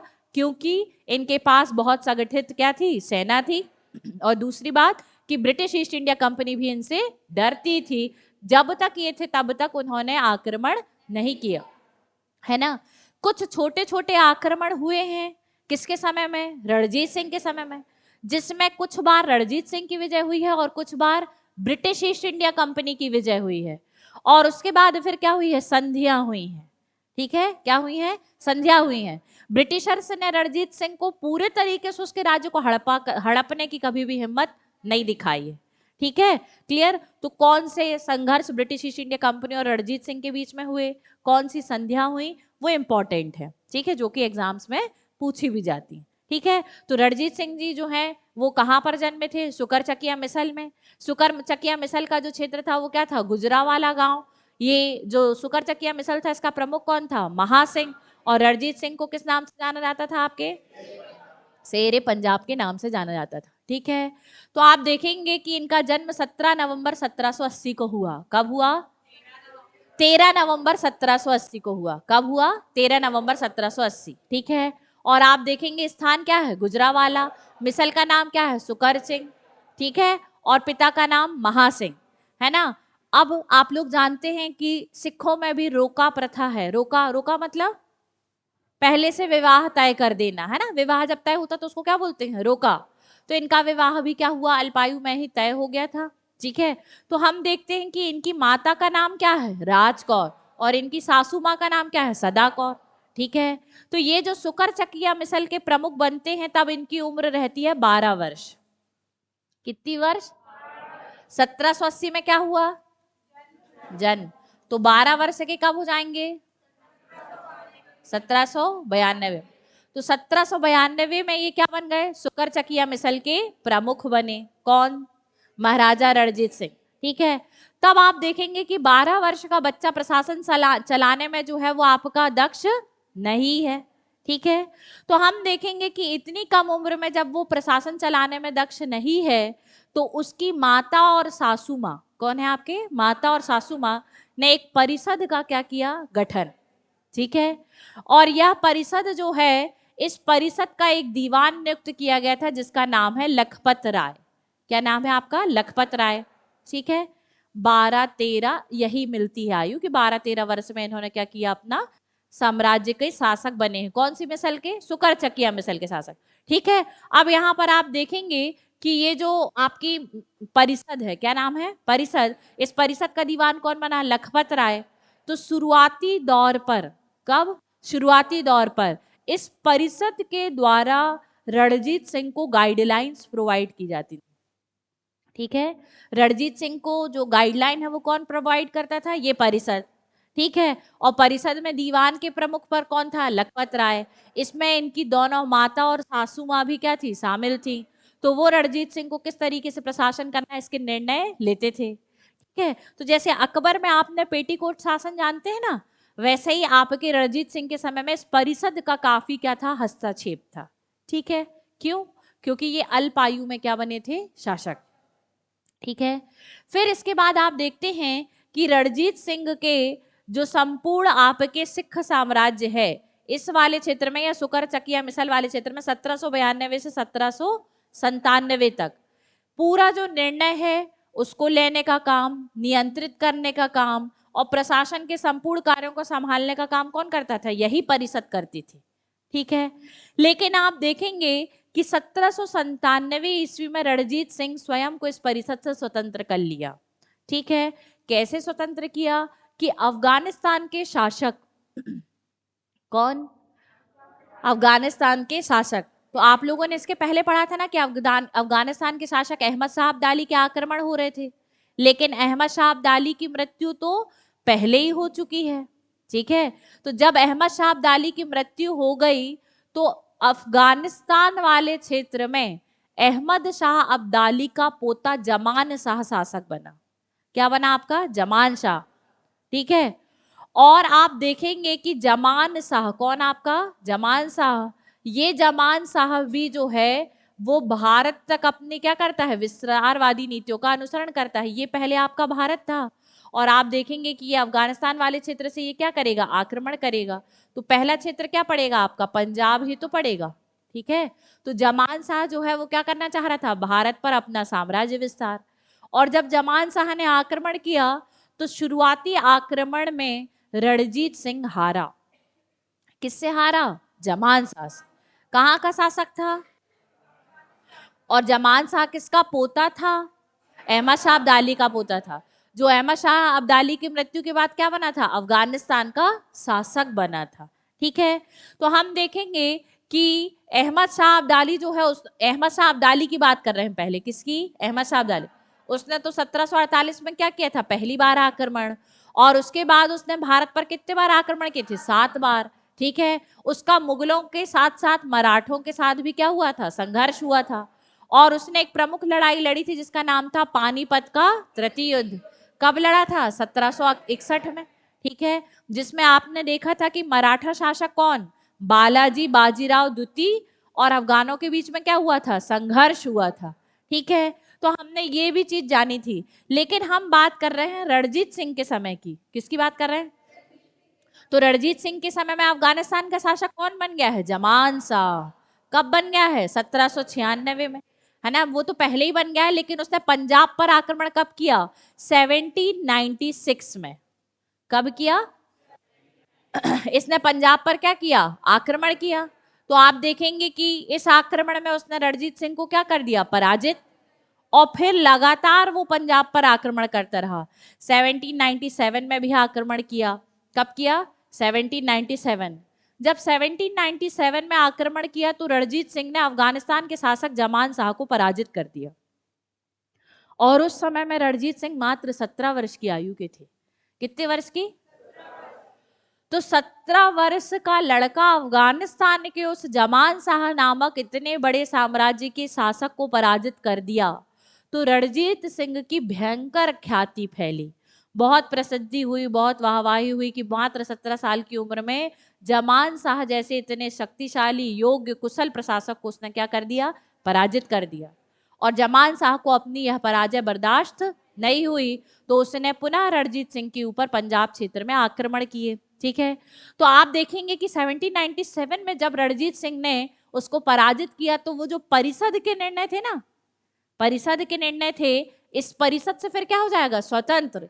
क्यों? क्योंकि रणजीत सिंह ने कहा कि मैं खुद ही क्या करने में सक्षम हूं? प्रशासन के संपूर्ण निर्णय लेने में सक्षम हूं, मैं संपूर्ण रूप से नियंत्रण करने में भी सक्षम हूं। तो रणजीत सिंह जो है उसने क्या कर लिया? अपने आप को उस परिषद से क्या कर लिया? स्वतंत्र। और वो परिषद किसने गठित की थी? इसकी माता ने और इनकी सास ने, ठीक है। जिसके प्रमुख कौन थे? एक दीवान थे, और वो दीवान और वो परिषद जो है वो इनको सहायता करती थी। उस परिषद से इन्हें स्वतंत्र कर लिया जब ये जमान शाह के विरुद्ध क्या हुए? विजित, ठीक। इसके बाद क्या होगा? इसके बाद आप देखेंगे कि फिर से जमान शाह 1798 और 1799 में क्या करेगा? आक्रमण। लेकिन आप देखेंगे कि जब ये यहाँ पर आक्रमण किया, किसने? जमान शाह ने इस पंजाब वाले क्षेत्र में आक्रमण किया, तो ये अफगानिस्तान वाला जो क्षेत्र है, यहाँ पर जहाँ उसका मुख्य रूप से प्रशासन था, वहां पर आंतरिक संघर्ष हुए। और आप देखेंगे कि अफगानिस्तान में आंतरिक विद्रोह हो जाने के कारण उसकी गद्दी पर आंच आ गई, और वो पंजाब में लड़ रहा था। कहाँ लड़ रहा था? पंजाब में। तो आप देखेंगे कि ये पंजाब में संघर्ष कर रहा है, जबकि यहीं पर उसकी सत्ता पर क्या हो गया? खतरा उत्पन्न हो गया। तो जमान शाह ने सोचा कि पहले घर की गद्दी तो बचाने जाऊं, ठीक है, फिर बाद में रणजीत सिंह को क्या कर लूंगा? देख लूंगा, ठीक है। तो यहाँ पर जो है वो रणजीत सिंह की सेना के सम्मुख जो घेरा डाला हुआ था या सैन्य युद्ध तैयार हो चुका था पूरा, उसे छोड़कर जाने का निर्णय कौन लेगा? जमान शाह। और वो वापस कहाँ जाने वाला है? अफगानिस्तान। तो जब ये वापस जा रहा था तो ये बात याद रखिएगा कि रणजीत सिंह के लिए इस बार जमान शाह ने अच्छी सैन्यकरण पद्धति का उपयोग किया था। और इस बार जो जमान शाह है उसने घूमने वाली तोपें लाई थी। कैसी लाई थी? घूमने वाली तोपें। तो ये घूमने वाली तोपों का प्रयोग जो है वो रणजीत सिंह के खिलाफ करने वाला था, लेकिन नियति पे कुछ और लिखा था, तो उसको कहाँ जाना पड़ा? अफगानिस्तान। तो ये जो है वो अफगानिस्तान कहाँ जा रहा था? वापस। तो आप देखते हैं कि यहाँ पर पंचनद है ना। पंचनद जानते हैं? कौन कौन सी नदी आपके आती है? झेलम, राबी, चेनाब, सतलज और सिंधु, ठीक है। तो हम देखते हैं कि इसमें एक नदी कौन सी है? चिनाब नदी। तो इसी वाले पंजाब वाले क्षेत्र में है। पंजाब का नाम इन 5 नदियों के दुआब क्षेत्र के कारण पड़ा है, ठीक है। तो हम देखते हैं कि इस पंचनद में एक नदी चिनाब नदी को पार करते समय एक दलदली इलाका था, और उस दलदली इलाके में जो आपका जमान शाह था उसकी तोपें गिर गई। कितनी तोपें गिर गई? 12। ये 12 तोपें जो है वो वहां पर फंस गई। तो रणजीत सिंह वहां पहुंचा और उसने कहा कि जमान शाह आप अपनी गद्दी को संभालने कहाँ चले जाओ? अफगानिस्तान चले जाओ, मैं आपकी इन तोपों को निकलवा कर भेज दूंगा। जमान शाह ऐसे शॉक्ड था और उसने सोचा कि ये मैं तो इसके ऊपर आक्रमण करने वाला था, लेकिन ये मेरे को ये आश्वासन दे रहा है कि मैं जो हूँ वो क्या कर दूंगा, आपकी 12 तोपें जो कीचड़ या दलदल में फंस गई हैं उनको निकलवा कर क्या कर दूंगा, भेज दूंगा। तो वो आश्चर्यचकित हुआ किसने, जमान शाह ने। यहीं तक बस आश्चर्यचकित नहीं हुआ, जमान शाह अफगानिस्तान चला गया और वहां पर आंतरिक कलह या संघर्ष को संभालने लगा। लेकिन वो उस समय और भी ज्यादा आश्चर्यचकित हुआ जब रणजीत सिंह ने उसकी इन 12 महंगी तोपों को निकलवाकर वहां पहुंचा भी दिया। ठीक है, तो रणजीत सिंह के इस काम से जमान शाह बहुत अधिक प्रभावित और प्रसन्न हुआ और उसके बाद जमान शाह ने रणजीत सिंह पर आक्रमण नहीं किया, इवन उसे लाहौर का प्रमुख बना दिया और लाहौर का प्रमुख बनाने के साथ साथ रणजीत सिंह को राजा की उपाधि भी दी। तो रणजीत सिंह को महाराजा रणजीत सिंह बार बार कहा जाता है, उन्हें राजा की उपाधि अफगानिस्तान के शासक जमान शाह ने दी थी। और किस घटनाक्रम के कारण दी थी ये आपको बता दिया है। ठीक है, क्लियर। तो हम यहाँ देखते हैं कि चिनाब नदी वाले क्षेत्र में उनकी क्या हो गई थी, 20 तोपें गिर गई थी, किसकी, सॉरी 12 तोपें गिर गई थी, किसकी, आपके जमान शाह की। तो इन तोपों को निकलवाकर रणजीत सिंह ने किसको पहुंचा दिया, जमान शाह को। तो जमान शाह क्या हो गया, खुश, और उसने लाहौर क्षेत्र, कौन सा क्षेत्र, लाहौर क्षेत्र जो है, इसको जमान शाह ने किसे दे दिया, रणजीत सिंह को दे दिया। और इसके साथ साथ रणजीत सिंह को काय की उपाधि दी, राजा की उपाधि भी दी। ठीक है, अब यहाँ पर आप ध्यान देंगे कि जो सिख साम्राज्य था इसकी 2 प्रमुख राजधानियां थी। एक धार्मिक राजधानी जो थी वो थी अमृतसर, और इनकी राजनीतिक राजधानी जो थी वो थी लाहौर। तो लाहौर तो रणजीत सिंह को मिल गई, लाहौर किसको मिल गई, रणजीत सिंह को। और ये किसने दे दिया, जमान शाह ने दे दिया। अब रणजीत सिंह का अगला निशाना क्या होगा, धार्मिक राजधानी अमृतसर को प्राप्त करने का होगा। किसको होगा, धार्मिक राजधानी अमृतसर को प्राप्त करने का होगा। तो अमृतसर वाले क्षेत्र पर किस मिसल का प्रमुख रूप से साम्राज्य था, भंगी मिसल का। किस मिसल का, भंगी मिसल। तो अब रणजीत सिंह किसके साथ संघर्ष करेगा, भंगी मिसल के साथ संघर्ष करेगा। तो हम देखते हैं कि रणजीत सिंह जो है वो लाहौर वाला क्षेत्र जो है उसे प्राप्त कर लिया, और उसके बाद रणजीत सिंह ने साम्राज्य विस्तार की नीति अपनाई। और 1802 से 1805 कितने साल लगे, 3 साल। 3 साल के भीतर उसने अमृतसर को भंगी मिसल से क्या कर लिया, जीत लिया। ठीक है, और छीनने के बाद अब इसके पास दोनों क्षेत्र आ गए, अमृतसर भी आ गया और लाहौर भी आ गया। इसके अलावा इसने रावलपिंडी क्षेत्र भी जीत लिया। कौन सा क्षेत्र, रावलपिंडी क्षेत्र भी। तो इस प्रकार से जो रणजीत सिंह है वो संपूर्ण सिख साम्राज्य का क्या बन गया, शासक बन गया। क्या बन गया, शासक बन गया। ठीक है, तो संपूर्ण सिख साम्राज्य का शासक बनने के बाद अब रणजीत सिंह को डर है ब्रिटिश ईस्ट इंडिया कंपनी से। किससे डर है, तो ब्रिटिश ईस्ट इंडिया कंपनी से मुकाबला करने के लिए रणजीत सिंह अपनी सेना का सशक्तिकरण और आधुनिकीकरण करेगा और अपनी सेना को यूरोपीय तर्ज पर क्या करेगा, गठित करेगा। कौन, आपका रणजीत सिंह। तो इसने अपने सेना के आधुनिकीकरण और सशक्तिकरण के लिए कई काम किए। पहला काम यह था कि अपने सैनिकों को ट्रेंड करने के लिए इसने यूरोपियन ट्रेनर्स की नियुक्ति की और यूरोपीय प्रशिक्षणकर्ताओं से अपने सैनिकों को क्या किया, प्रशिक्षित करवाया। फिर आप देखेंगे कि इसने अपनी सेना में किसी भी प्रकार का भेदभाव नहीं किया।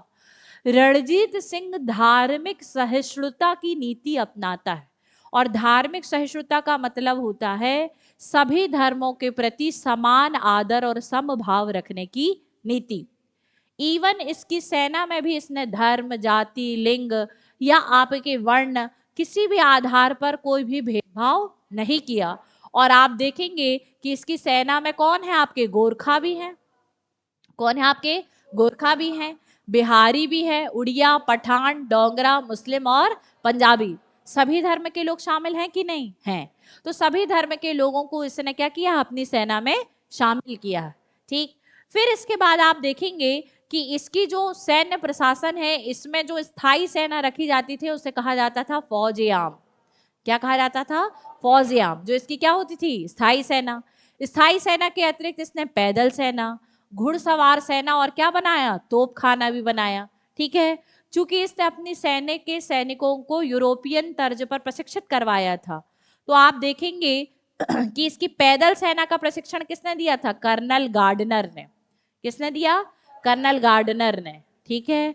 और आप देखेंगे कि इसने अपनी घुड़सवार सेना को प्रशिक्षित करवाया किससे? फ्रांसीसी सेनापति एलाई से। किससे प्रशिक्षित कराया? ठीक है। एक इनकी अस्थाई सेना भी होती थी। कैसी सेना होती थी? अस्थाई सेना। और उस अस्थाई सेना को फौज ए वे कवायद सेना के नाम से जाना जाता था। किसके नाम से जाना जाता था? फौज ए वे कवायद। ये आपके अनियमित सेना होती थी। जब कभी बड़े स्तर के युद्ध होते थे तब इस सेना को क्या किया जाता था? रखा जाता था। बाकी समय से इसको नहीं रखा जाता था। कौन सी सेना को? फौज ए वे कवायद को। ठीक है। जो इसकी कैसी सेना थी आपके? अनियमित या अस्थाई सेना थी। इसके अलावा घुड़चरा खास सेना और मिसलदार सेना भी आती थी। ठीक है। यहां तक की बातें क्लियर है सभी को? अच्छा, एक बात और कि ये जो रणजीत सिंह है इसने 12 मिसलों को जीता है, यानी संपूर्ण 12 मिसल का क्या कर दिया? एकीकरण। लेकिन जो बाकी की 11 मिसल के शासक थे उन 11 मिसल के शासकों को इसने जमींदार के रूप में नियुक्त कर दिया था। किसके रूप में? जमींदार के रूप में। और उनकी जो सेना थी उनको उसने मिसलदार सेना के रूप में सुगठित किया था। किसके रूप में? मिसलदार सेना। तो वो 11 जो मिसल के प्रमुख थे उनकी सेना क्या कहलाती थी? मिसलदार सेना कहलाती थी। तो ये था आपका रणजीत सिंह का क्या? सैन्य प्रशासन। तो इतना तगड़ा सैन्य प्रशासन होने के कारण ही ब्रिटिश ईस्ट इंडिया कंपनी ने इसके काल में आक्रमण करने की नहीं सोची। यहां तक क्लियर? ठीक है। इसके बाद आप देखेंगे कि इन्होंने यूरोपीय ढंग से अपनी सेना को प्रशिक्षित करने के साथ साथ लाहौर और अमृतसर यहां पर गोला बारूद का क्या बनवाया? कारखाना भी लगवाया। ठीक है। रणजीत सिंह के जो सेना के जनरल थे या सेना के जो प्रमुख थे वो काफी दक्ष, प्रशिक्षित और शक्तिशाली थे, है ना? आप देखेंगे कि जब रणजीत सिंह की मृत्यु के बाद उत्तराधिकार का संघर्ष होगा तो उस उत्तराधिकार के संघर्ष में जो आपके शासक बनेंगे वे लोग इन चारों के चारों को हटा देंगे। ठीक है। जो उनकी सबसे बड़ी गलती होगी। तब तो आंग्ल सिख युद्ध में वो क्या हो जाते हैं? पराजित हो जाते हैं। लेकिन उनकी जो लालसा थी वो क्या थी? वो लालसा थी कि हम किसी तरीके से क्या बने रहें? सत्ता में बने रहें।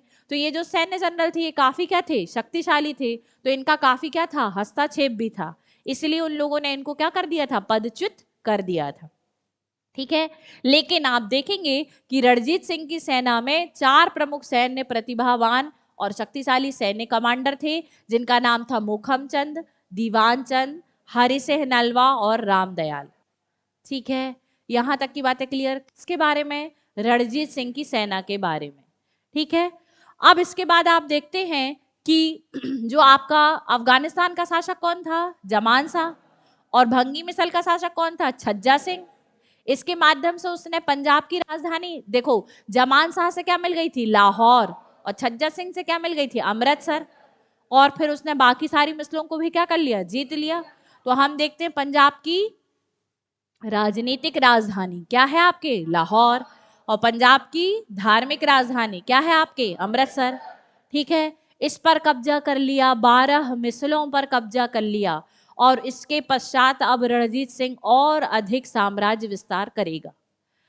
इसी साम्राज्य विस्तार के अनुक्रम में रणजीत सिंह ने, देखिए, कांगड़ा जीता। क्या जीता? कांगड़ा, अटक, मुल्तान, कश्मीर और पेशावर, इन पर भी क्या कर लिया? अधिकार कर लिया।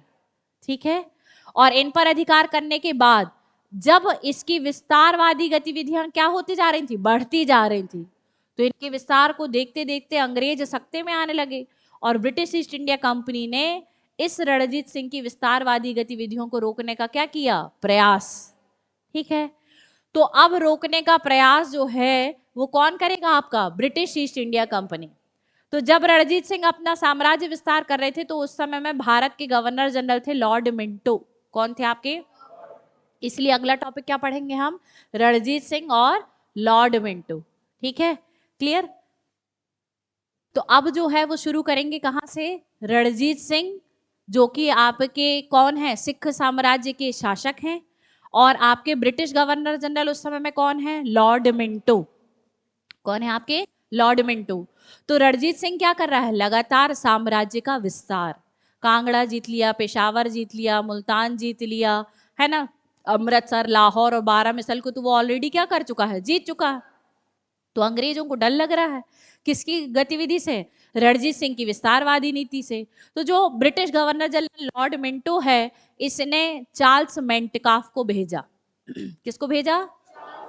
ठीक है, तो चार्ल्स मेंटकाफ को भेजने का कारण क्या है ये समझेंगे अभी, ठीक है। तो आप देखेंगे कि ये जो आपका भारत है, क्या है आपका भारत, हाँ, यूरोप तो आप जानते हैं ना सब, कि नहीं जानते? जानते हैं ना, हाँ।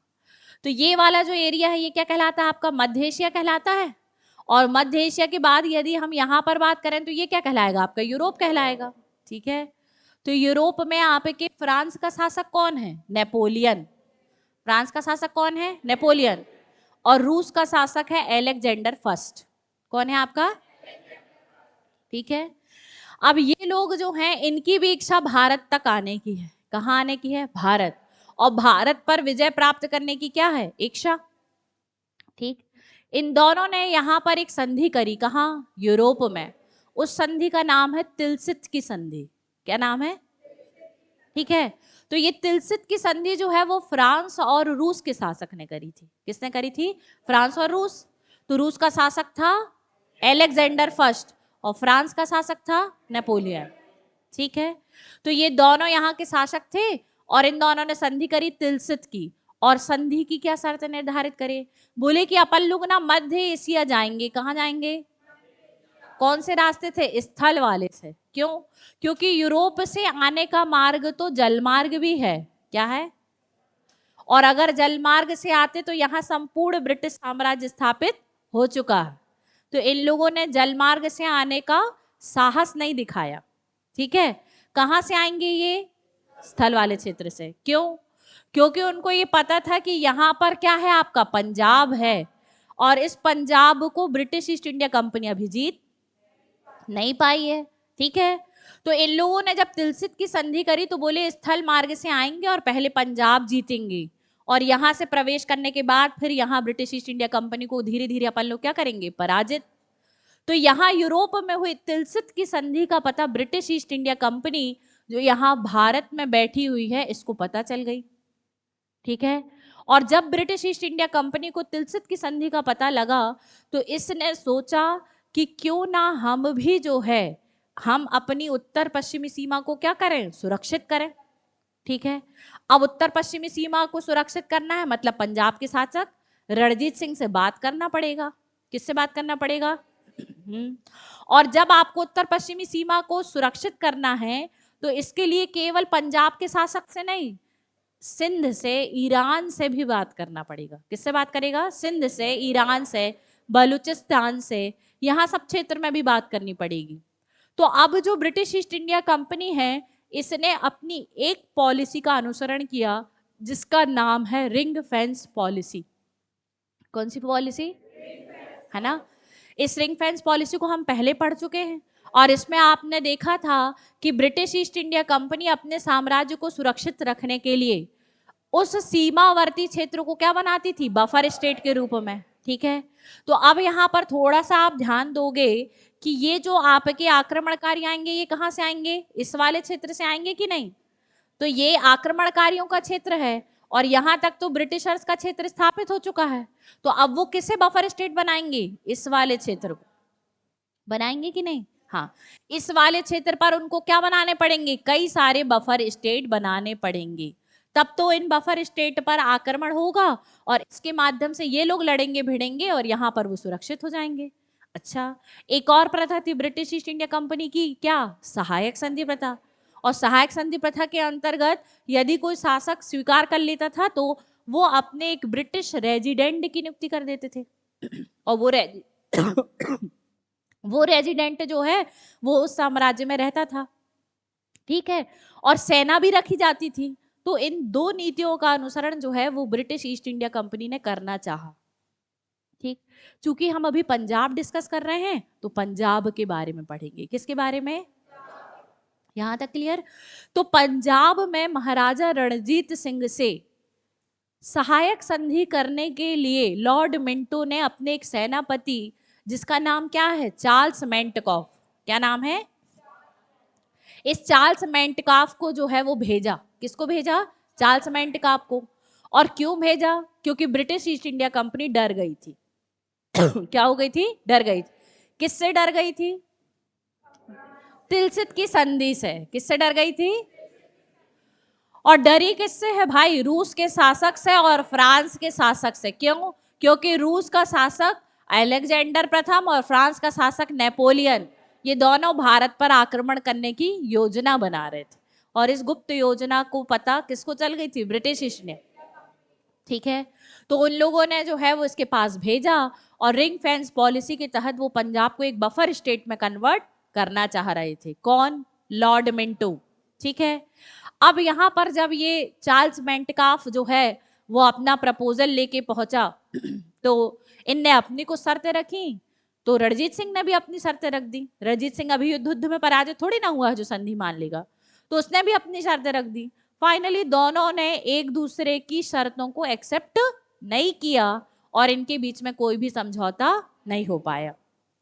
ठीक है, तो मिंटो जो है वो आप देखेंगे कि ये जो सहायक संधि का प्रस्ताव किसके द्वारा भेजा है? चार्ल्स मेंटकॉफ के द्वारा। ठीक है, ठीक है, तो आप देखेंगे कि रूस और फ्रांस की सहायता मिल गई तो रणजीत सिंह क्या करेगा? अंग्रेजों पर आक्रमण करेगा। इस डर से उन्होंने भेजा था, लेकिन रणजीत सिंह कन्विंस नहीं हुआ और उसने उस समझौते को एक्सेप्ट नहीं किया। ठीक है, अब आप देखेंगे कि यहां से आपका जो क्षेत्र है, कौन सा क्षेत्र है? भारत में, है ना? तो हम देखते हैं कि रणजीत सिंह अपनी विस्तारवादी नीतियों में है कि नहीं है ना? और रणजीत सिंह का क्षेत्र जो है वो यहाँ पर है। ठीक, यहां से कौन सी नदी है आपकी? सतलज नदी। कौन सी नदी है? सतलज। तो ये नदी है आपकी सतलज। कौन सी नदी आपके? सतलज नदी। ठीक, और सतलज नदी के नीचे का जो संपूर्ण भारत का क्षेत्र है, ये वाला जो क्षेत्र है ये किसका है? ब्रिटिश ईस्ट इंडिया कंपनी का। ठीक है, तो सतलज नदी के किनारे जो है वो उसके नीचे का संपूर्ण क्षेत्र ब्रिटिश ईस्ट इंडिया कंपनी का, और इसके ऊपर का क्षेत्र जो है वो पंजाब, जो कि किसका है? सिख का। जहां पर शासक कौन है आपके? रणजीत सिंह। ठीक है, अब ये रणजीत सिंह अभी अपने विस्तारवादी नीति में है और सोच रहा है कि ब्रिटिश ईस्ट इंडिया कंपनी ऐसे ही है, कमजोर है। तो रणजीत सिंह जो है इसने मालवा वाले क्षेत्र पर आक्रमण किया। किस वाले क्षेत्र पर? ऐसा नहीं है कि रणजीत सिंह के यहाँ पर कुछ क्षेत्र नहीं थे, छोटे छोटे क्षेत्रों को वो यहाँ पर भी जीत चुका था। किसके? सतलज नदी के दक्षिण वाले क्षेत्र पे। ठीक है, अब जब रणजीत सिंह जो है यहाँ छोटे क्षेत्र को जीत चुका था तो अब वो यहाँ आक्रमण कर रहा है। कहाँ? मालवा। ठीक है, मालवा वाले क्षेत्र पर जब इसने आक्रमण किया तो जो ब्रिटिशर्स है इनको मौका मिला कि तुमने हमारी शर्तें तो मानी नहीं थी जब प्रस्ताव रखा था, तो अब क्या कर लेते हैं? युद्ध ही कर लेते हैं। क्या कर लेते हैं? युद्ध। तो आप देखेंगे कि अब ऑक्टर लोनी के नेतृत्व में क्या जाएगी? सेना। और ऑक्टर लोनी के नेतृत्व में ब्रिटिश ईस्ट इंडिया कंपनी की सेना कहाँ जाएगी? पंजाब। और पंजाब में अब क्या होगा? युद्ध। ठीक है, ये युद्ध जो है वो रणजीत सिंह वर्सेस ऑक्टर लोनी। कौन आपका? रणजीत सिंह वर्सेस ऑक्टर लोनी। चूंकि चार्ल्स मेंटकॉफ अपनी शर्तों के अनुसार रणजीत सिंह को कन्विंस करने में असफल हो गया तो ऑक्टर लोनी को नेतृत्व दिया गया, जो कि एक प्रशिक्षित और कुशल सेनापति था। ऑक्टर लोनी ने जो है वो रणजीत सिंह को बिल्कुल हराने की कगार पर ले आया, और जब रणजीत सिंह ने अपने आप को पराजित होता हुआ पाया तो उसने कहा संधि कर लेते हैं। क्या कर लेते हैं? संधि। अब यहां पर बात आई कि संधि कर लेते हैं। क्यों? क्योंकि रणजीत सिंह को लगा कि हम इतना बड़ा पूरा क्षेत्र जो है वो क्या कर देंगे? खो देंगे अगर अंग्रेजों ने हम पर क्या कर लिया? विजय प्राप्त कर लिया। तो उसने युद्ध जब समाप्त प्राय हो गया या खुद को कमजोर पाने लगा तो रणजीत सिंह ने कहा संधि कर लेते हैं। और आप देखेंगे कि चूंकि यह संधि जो है वो अंग्रेज कर रहे हैं तो सारी की सारी शर्तें जो है वो अंग्रेज अपने परिप्रेक्ष्य में तय करेंगे, और यह एक अपमानजनक संधि साबित होगी। किसके लिए? रणजीत सिंह के लिए। ठीक है, और यह संधि जो है वो आपके अमृतसर की संधि के नाम से जानी जाती। ठीक है, तो रणजीत सिंह वर्सेस अंग्रेज में किसके साथ संघर्ष हुआ? ऑक्टर लोनी के नेतृत्व में। रणजीत सिंह लगभग क्या होने लगे? हारने लगे। और तब आप देखेंगे कि इन दोनों के बीच में कौन सी संधि होगी? अमृतसर की संधि होगी। किसकी संधि होगी? अमृतसर। अब आप देखेंगे कि ये जो आपके भारत है यहाँ पर जो आपका पंजाब राज्य है, कौन सा राज्य है आपका? पंजाब। तो यहाँ पर आपके जो नदी है वो कौन सी नदी है आपकी? सतलज। कौन सी नदी है आपके? सतलज। ठीक है, तो अब यहाँ पर कहा गया कि सतलज नदी के दक्षिण पूर्व, मतलब ये वाले एरिया पर, कहां पर, इस वाले, ठीक है, सतलज नदी के दक्षिण पूर्व वाले क्षेत्र में, किस वाले क्षेत्र पे, इस वाले क्षेत्र पर आपके जो छोटे छोटे क्षेत्र थे ना, और हमारे भी क्षेत्र थे यहाँ पर, तो बोले यहाँ पर दोनों का अधिकार रहेगा। किसका अधिकार रहेगा, दोनों का। यानी इस वाले क्षेत्र पर रणजीत सिंह की भी अधिकारिता बनी रहेगी और ब्रिटिश ईस्ट इंडिया कंपनी की भी क्या बनी रहेगी, अधिकारिता बनी रहेगी। ठीक, बोले सतलज नदी जो है वो हम दोनों के साम्राज्य की सीमा है। आप सतलज नदी को पार करके नहीं आएंगे और ना ही सतलज नदी के दक्षिण वाले क्षेत्र में आप राज्य विस्तार करेंगे अब। ठीक, तो रणजीत सिंह जो है वो इस सतलज नदी के दक्षिण वाले क्षेत्र पर राज्य विस्तार नहीं करेगा।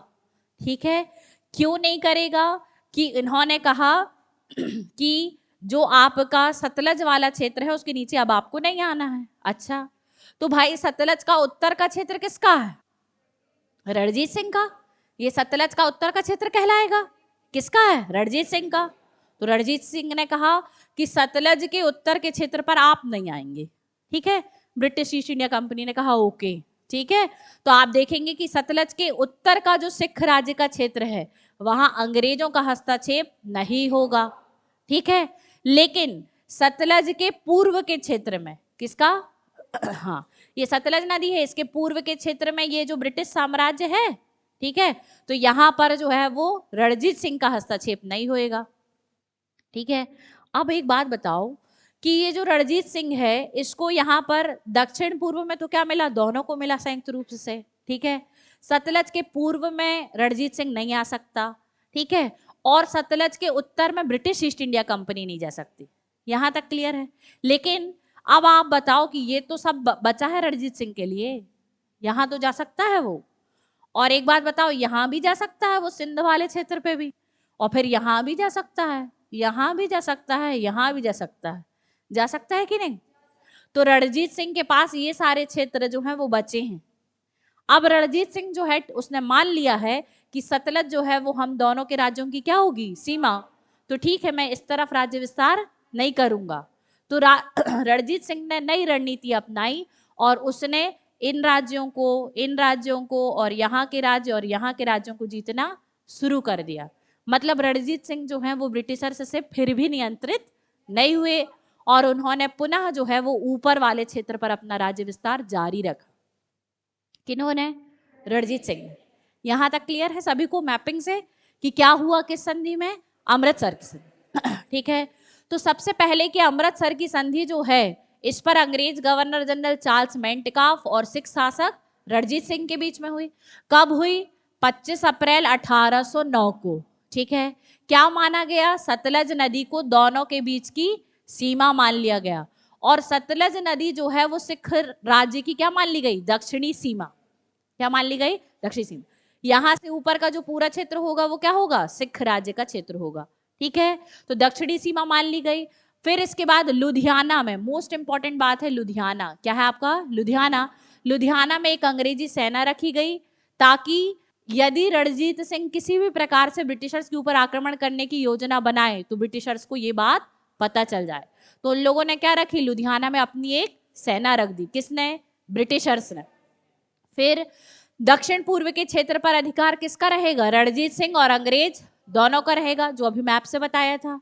फिर आपको बताया था कि सतलज के उत्तर का क्षेत्र पर सिख राज्य रहेगा, अंग्रेजों का हस्तक्षेप नहीं रहेगा, जबकि सतलज के पूर्व के क्षेत्र में सिखों का हस्तक्षेप नहीं होगा। ठीक है, इतनी शर्तें किस संधि में शायद तय हुई, अमृतसर की संधि 1809। लेकिन अमृतसर की संधि भी रणजीत सिंह को अपने साम्राज्यवादी और विस्तारवादी रीतियों से रोक नहीं पाई। ठीक है, क्लियर। और रणजीत सिंह आगे क्या रहे, कंटिन्यू रहे। ठीक है, यहां तक की बातें क्लियर।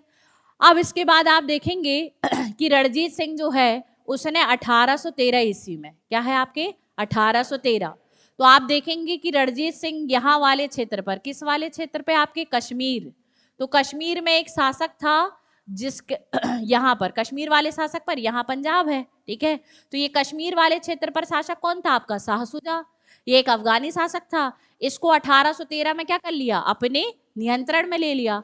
और ये जो पंजाब राज्य था इसका विस्तार कहां तक हो गया? अब इस संपूर्ण कश्मीर क्षेत्र में हो गया। तो अभी रोक पाए क्या ब्रिटिशर्स उसको अपना साम्राज्य विस्तार करने से? नहीं रोक पाए। और रणजीत सिंह ने शाहसुजा से क्या प्राप्त किया था?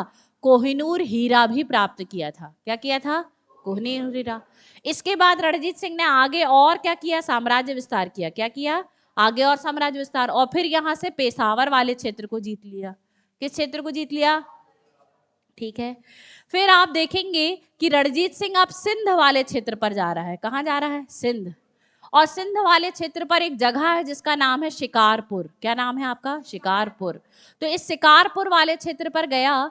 इस शिकारपुर को सिंध का व्यापारिक द्वार कहते। क्या कहते हैं? सिंध का व्यापारिक द्वार, जिस पर रणजीत सिंह क्या करना चाहता था?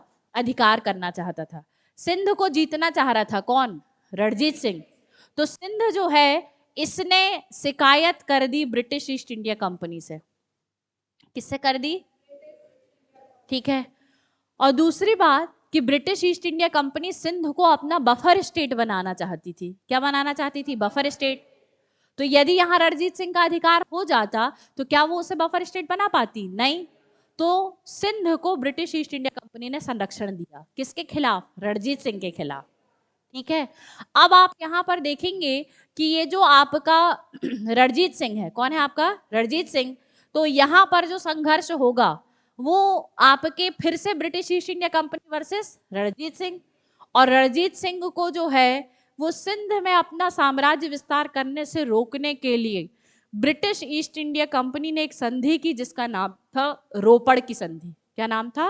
रोपड़ की संधि। ठीक है। और रोपड़ की संधि से ब्रिटिश ईस्ट इंडिया कंपनी ने रणजीत सिंह को सिंध वाले क्षेत्र में साम्राज्य विस्तार करने से रोक दिया। ठीक है। परंतु रणजीत सिंह अभी भी नहीं रुका।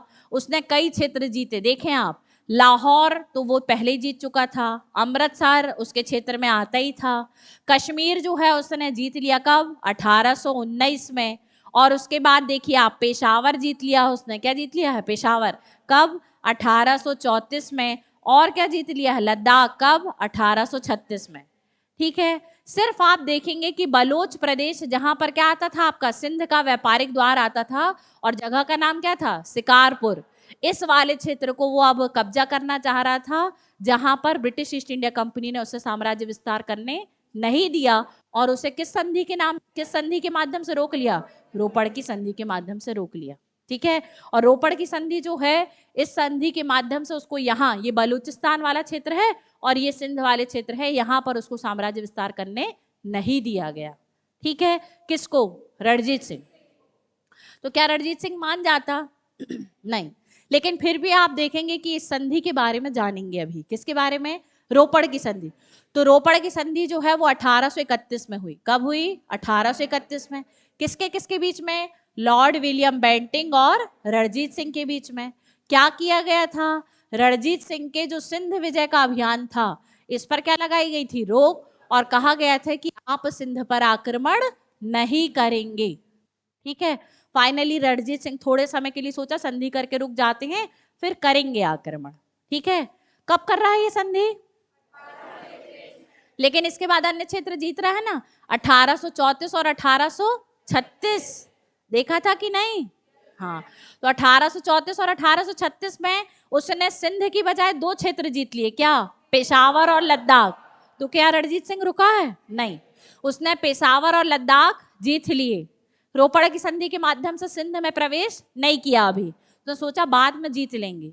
लेकिन जब पेशावर और लद्दाख पर उसने क्या कर ली? विजय प्राप्त कर ली।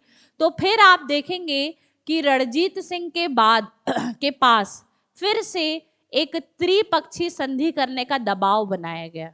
और वो त्रिपक्षीय संधि में जो है वो 3 लोग जो है वो भाग लेंगे। एक अफगान का शासक कौन? आपका शाहसुजा। सिख शासक कौन है आपका? रणजीत सिंह। और भारत का गवर्नर जनरल अब परिवर्तित होकर कौन बन गया है? ऑकलैंड। ठीक है। तो यहाँ पर आपकी एक त्रिपक्षीय संधि हुई, जिसके अंतर्गत फिर से जो रणजीत सिंह है इसे सिंध वाले क्षेत्र पर प्रवेश करने से रोका गया और सिंध में एक ब्रिटिश रेजिमेंट की नियुक्ति कर दी गई। और सिंध में ही एक ब्रिटिश सेना का क्या कर दिया गया? गठन कर दिया गया। तो सिंध को जो है वहां पर ब्रिटिशर्स ने अपनी एक स्थायी सेना क्या करवा दी? रखवा दी। और कहा कि यदि आप सिंध पर आक्रमण करोगे तो ये ब्रिटिश ईस्ट इंडिया कंपनी पर आक्रमण माना जाएगा। किस संधि के तहत? त्रिपक्षीय संधि के तहत। और फिर आप देखेंगे कि इस प्रकार से रणजीत सिंह को काफी रोकने का प्रयास किया गया सिंध पर राज्य विस्तार से, और फिर अनायास ही रणजीत सिंह की 1839 में मृत्यु हो गई। और फाइनली जो रणजीत सिंह जी जो हैं वो सिंध वाले क्षेत्र पर विस्तार नहीं कर पाए।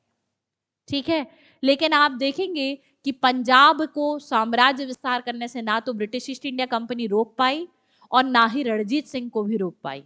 इसीलिए रणजीत सिंह को क्या कहा जाता है? शेर पंजाब कहा जाता है। ठीक है, क्लियर है यहां तक की बातें?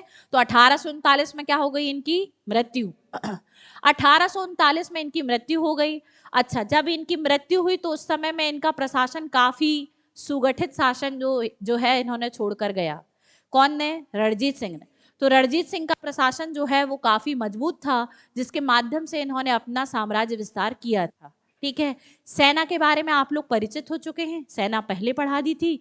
आप केंद्रीय प्रशासन की चर्चा करेंगे। किसकी? ठीक है, तो क्या रणजीत सिंह पर कोई अंकुश लगा सकता था? नहीं। तो रणजीत सिंह एक कैसा शासक था? निरंकुश। इनके जो केंद्रीय प्रशासन है उसमें कितने विभाग थे? 12। ठीक है, 12 विभाग में से कितने प्रमुख विभाग हैं? 4। पहला है दफ्तर-ए आवताब, जो क्या है? भू राजस्व विभाग। ठीक है, दूसरा विभाग है दफ्तर-ए तोहीजात, ये राज परिवार का व्यय संबंधी विभाग है। ठीक है, तीसरा विभाग है दफ्तर-ए मावाजात, ये सैनिकों और असैनिकों को वेतन देने का विभाग है। और चौथा विभाग है दफ्तर-ए रोजनामचा, जो राजा की प्रतिदिन की गतिविधियों का विभाग है। ठीक है, फिर इसके बाद आप देखेंगे कि केंद्रीय प्रशासन में 12 विभाग, जिसमें से 4 प्रमुख विभाग होते थे। ठीक है, अब संपूर्ण सिख साम्राज्य को प्रांतों में बांटा गया था। किसमें बांटा गया था? प्रांतों में। और प्रांतों को क्या कहा जाता था? सूबा। और प्रांत का प्रमुख जो है वो नाजिम कहलाता था। क्या कहलाता था? नाजिम। ठीक है, प्रमुख 4 प्रांत है, लाहौर, मुल्तान, पेशावर और कश्मीर। ठीक है, फिर आप देखेंगे कि इन सूबों को भी फर्दर डिवाइड किया गया, जिसे क्या कहा जाता था? परगना। क्या कहा जाता था? परगना।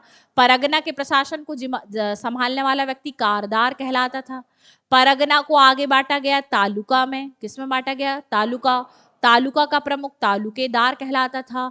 और प्रशासन की सबसे छोटी इकाई मौजा क्या कहलाती थी? मौजा या गांव कहलाती थी, जिसका प्रमुख, जिसे आप आज की पंचायत के तर्ज पर भी देख सकते। ठीक है, तो ये था उनका क्या? केंद्रीय और प्रांतीय प्रशासन। कैसा प्रशासन? ठीक है, फिर इसके बाद आप देखेंगे कि इस प्रकार का प्रशासन का संपूर्ण ढांचा है। केंद्र में कौन है? राजा। प्रांत का प्रमुख क्या है? नाजिम। परगना का प्रमुख कारदार।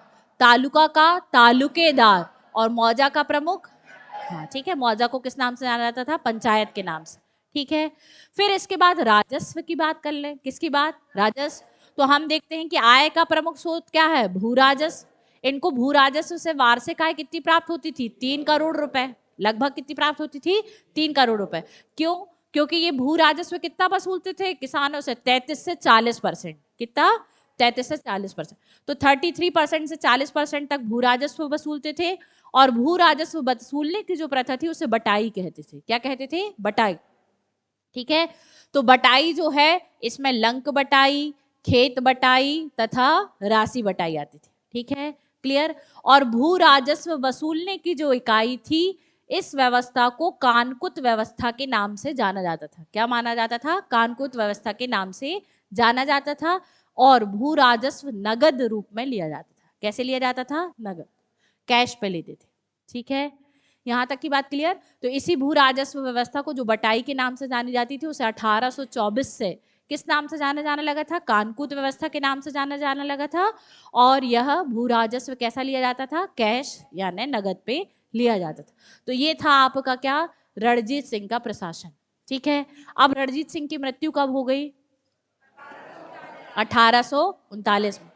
उनकी मृत्यु के बाद तो चूंकि रणजीत सिंह ने अपने साम्राज्य विस्तार की नीति में वैवाहिक नीति अपनाई थी। क्या अपनाई थी? और वैवाहिक नीति के माध्यम से इनकी कई रानियां हो गई थी। क्या हो गई थी? कई रानियां। और कई रानियों से कई पुत्र हो गए थे। तो इनके 8 पुत्र जो थे वो उत्तराधिकारी के रूप में नियुक्त किए जाने थे। अब 8 पुत्र अगर दावेदार हों तो उत्तराधिकार का क्या होगा?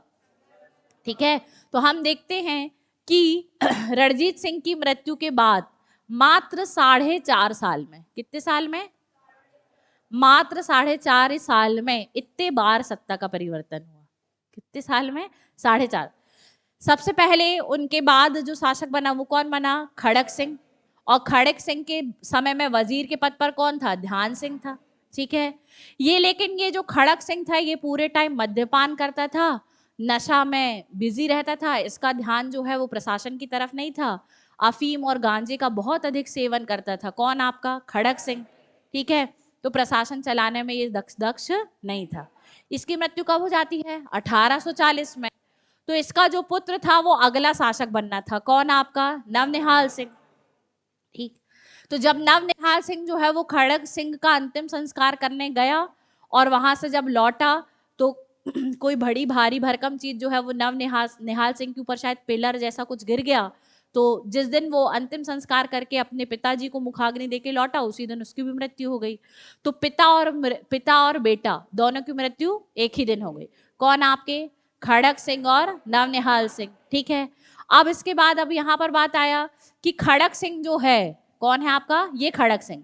इसकी माता जो है उसने क्या किया? राजपाट संभाला। क्यों? क्योंकि ये जो नवनिहाल सिंह जो था इसकी पत्नी जो थी वो गर्भवती थी। तो गर्भवती थी मतलब पुत्र होगा, इसकी आस पे जो है वो माता ने कहा कि मैं नवनिहाल सिंह के यानी खुद के पोते के संरक्षिका बनकर क्या बनाऊंगी? गद्दी संभालूंगी। तो आप देखेंगे कि संरक्षिका बनकर या गद्दी संभालने के लिए कौन आई? चांद कौर आई। लेकिन दुर्भाग्य ये था कि नवनिहाल सिंह का जब पुत्र पैदा हुआ तो मरा हुआ पैदा हुआ। क्या हुआ? मरा हुआ पैदा हुआ। मरा हुआ पैदा होने के कारण यहाँ पर जो आपके चांद कौर की उम्मीदवारी थी वो क्या हो गई? खत्म हो गई। अब बात आई दूसरी रानी की। ठीक है, तो हम देखेंगे कि यहाँ पर शेर सिंह क्या बनेगा? शासक बनेगा, जो दूसरी रानी मेहताब कौर का क्या था? पुत्र था। ठीक है, तो ये शेर सिंह क्या हुआ ना? शासक बना। लेकिन इस शेर सिंह की यह हत्या जो है वो कब कर दी गई? 1843 में इसकी क्या कर दी गई? हत्या कर दी गई। अब शेर सिंह के बाद एक उम्मीदवार और बचा था जिसका नाम था महाराजा दलीप सिंह। क्या था? तो ये मात्र कितने साल के थे? 5 वर्ष के थे। ठीक है, तो 5 वर्ष की उम्र में 1843 में दलीप सिंह क्या बने? शासक बने। किसके? सिख साम्राज्य के। अब चूंकि 5 वर्ष काफी कम उम्र है तो इनकी जो महारानी कौन है? आपके जींद। इनको महारानी जिंदा, महारानी जींद या महारानी जिंदल कौर तीनों नाम से जाना जाता है। किनके नाम से? महारानी जिंदा, महारानी जींद और महारानी जिंदल कौर के नाम से जाना जाता है। तो ये जो है वो महाराजा दिलीप सिंह की क्या बन गई? संरक्षिका बन गई। ठीक है, और उनकी जो वजीर के पद पर नियुक्त हुआ वो कौन बना? हीरा सिंह डोगरा। ठीक है, लेकिन ये महारानी जिंदल जो है इसके अलग ही प्लान्स थे। इसके कुछ अनैतिक संबंध जो है वो एक व्यक्ति लाल सिंह से चल रहे थे। किससे चल रहे थे? लाल सिंह। तो अनैतिक संबंध थे वो। लाल सिंह का भी प्रशासन में काफी हस्तक्षेप था। ये महारानी जिंदल का जो भाई था उसका नाम था जवाहर सिंह। वो जो है वो आपके वजीर बनना चाहता था। क्या बनना चाहता था? वजीर बनना चाहता था। तो जवाहर सिंह जो है वो हीरा सिंह डोगरा को पसंद नहीं कर रहा था। हीरा सिंह डोगरा को महारानी जिंदल भी पसंद नहीं कर रही थी और लाल सिंह भी पसंद नहीं कर रहा था। तो फाइनली इन लोगों ने हीरा सिंह डोगरा पर आरोप लगाया कि यह राज खा जाने से धन लेकर या लूट कर क्या कर रहा था? भाग रहा था। तो आरोप लगाया और फिर हीरा सिंह डोगरा की इन लोगों ने मिलकर हत्या करवा दी। तो आंतरिक षड्यंत्र जो है वो सिख साम्राज्य में क्या हुए? शुरू हुए और हीरा सिंह डोगरा की फिर क्या करा दी? मृत्यु कर, है ना। तो आप देखेंगे कि इसकी क्या करवा दी गई? हत्या करवा दी गई। और उसके बाद आप देखेंगे कि वजीर का पद कौन चाह रहा था? आपके जवाहर सिंह। तो जवाहर सिंह जो है वो वजीर के पद पर क्या हो जाएगा? नियुक्त हो जाएगा। लेकिन इसकी भी क्या हो जाएगी? हत्या हो जाएगी। तो फिर जिसके साथ आपके महारानी जिंदल के या जींद के अनैतिक संबंध थे उस लाल सिंह को क्या बना दिया गया? वजीर बना दिया। ठीक है, और जब लाल सिंह आपके नियुक्त होगा तो उसने सेना के वो जो 4 प्रमुख थे उन सेना के जनरल ने जो है वो इस लाल सिंह को पसंद नहीं किया और काफी टकराव होने लगे। तो महारानी जिंदल जो संरक्षिका थी किसकी? दलीप सिंह की, और जो लाल सिंह जो है वो क्या बन गया है? वजीर बन गया है। इन लोगों ने उन 4 सेना के जनरल को क्या कर दिया? हटा दिया। ठीक है, और उसके स्थान पर एक अयोग्य सैन्य कमांडर जिसका नाम क्या था? तेजा सिंह, इसको क्या कर दिया गया? नियुक्त कर दिया। तो सेना को कमजोर करने का प्रयास भी किया। किन्होंने? इन लोगों ने। और उसका मुख्य कारण क्या था आपका? क्या था? सत्ता प्राप्ति की लोलुपता। ठीक है, ये थी। ठीक है, तो इस प्रकार से आज आपने बंदा बहादुर के बारे में जाना है, आपने सिख साम्राज्य की स्थापना जानी, किस प्रकार से सिख साम्राज्य का विस्तार हुआ, सिख साम्राज्य का ब्रिटिश ईस्ट इंडिया कंपनी के साथ संघर्ष हुआ। उस संघर्ष में सबसे पहले कौन आए? आपके रणजीत सिंह आए, लेकिन रणजीत सिंह के समय में British East India company Punjab में प्रवेश नहीं कर पाए। और अब आप देंगे कि रणजीत सिंह की मृत्यु के बाद जो आपका सिख साम्राज्य है वो उत्तराधिकार के संघर्ष में, आंतरिक कलह और संघर्ष में क्या हो गया? उलझ गया। ठीक है, और इस प्रकार से आप देखेंगे कि अब ब्रिटिश ईस्ट इंडिया कंपनी यहाँ पर षड्यंत्र करेगी और पंजाब राज्य का एनेक्शन करने का प्रयास करेगी। अब यहाँ एक प्रश्न ये खड़ा होता है कि क्या महाराजा रणजीत सिंह को जो है उन्हें अपना उत्तराधिकारी नियुक्त नहीं करना था क्या? वो अपने जीते जी जो है वो किसी उत्तराधिकारी की क्या कर सकते थे? नियुक्ति कर सकते थे। वो किसी योग्य उत्तराधिकारी की भी क्या कर सकते थे? नियुक्ति कर सकते थे। लेकिन रणजीत सिंह जो हैं उन्होंने इस प्रकार की अदूरदर्शिता अपनाई, है ना। अगर दूरदर्शी होते तो योग्य उत्तराधिकारी की क्या करके जाते? नियुक्ति करके जाते। दूसरी बात कि रणजीत सिंह जो है वो ब्रिटिश ईस्ट इंडिया कंपनी के साथ जो संघर्ष चल रहे थे, तो क्या रणजीत सिंह को इस बात का आभास नहीं था क्या कि ब्रिटिश ईस्ट इंडिया कंपनी उनकी मृत्यु के पश्चात क्या कर सकती है? पंजाब का संपूर्णतः विलय कर सकती है। तो उनको कम से कम इस बारे में क्या करना था? सोचना था और निर्णयों को क्या करना था? लागू करना था। तो शायद यह भी माना जा सकता है। और दूसरी बात कि रणजीत सिंह ने कभी सोचा ही नहीं होगा कि उनकी इतनी जल्दी क्या हो जाएगी? मृत्यु हो जाएगी और इतनी जल्दी उनको क्या करना पड़ेगा? साम्राज्य उनके विहीन, नेतृत्व विहीन हो जाएगा। तो शायद जो है वो इस कारण रणजीत सिंह ने किसी योग्य उत्तराधिकारी की नियुक्ति नहीं की। ठीक है, तो दोनों ही रीजन हो सकते हैं। इतिहासकार इस बात में थोड़ी मत विभिन्नता रखते हैं। कुछ इतिहासकार का कहना है कि रणजीत सिंह दूरदर्शी थे और कुछ इतिहासकार का कहना है कि रणजीत सिंह अदूरदर्शी थे। ठीक है, तो दोनों ही पक्ष और विपक्ष में अपने अपने तर्क हैं। हमको जो है वो इतिहास को समझना है। ठीक है, तो इस प्रकार से आज आपने यहाँ तक पढ़ा है। कल की क्लास में हम आंग्ल सिख जो संघर्ष है उसको पढ़ेंगे, जिसमें 2 आंग्ल सिख युद्ध होंगे और इसके माध्यम से पंजाब राज्य का विलय ब्रिटिश ईस्ट इंडिया कंपनी अपने साम्राज्य में कर लेगी। ठीक है, तो कल की क्लास में पढ़ेंगे। ओके, ठीक है, थैंक यू।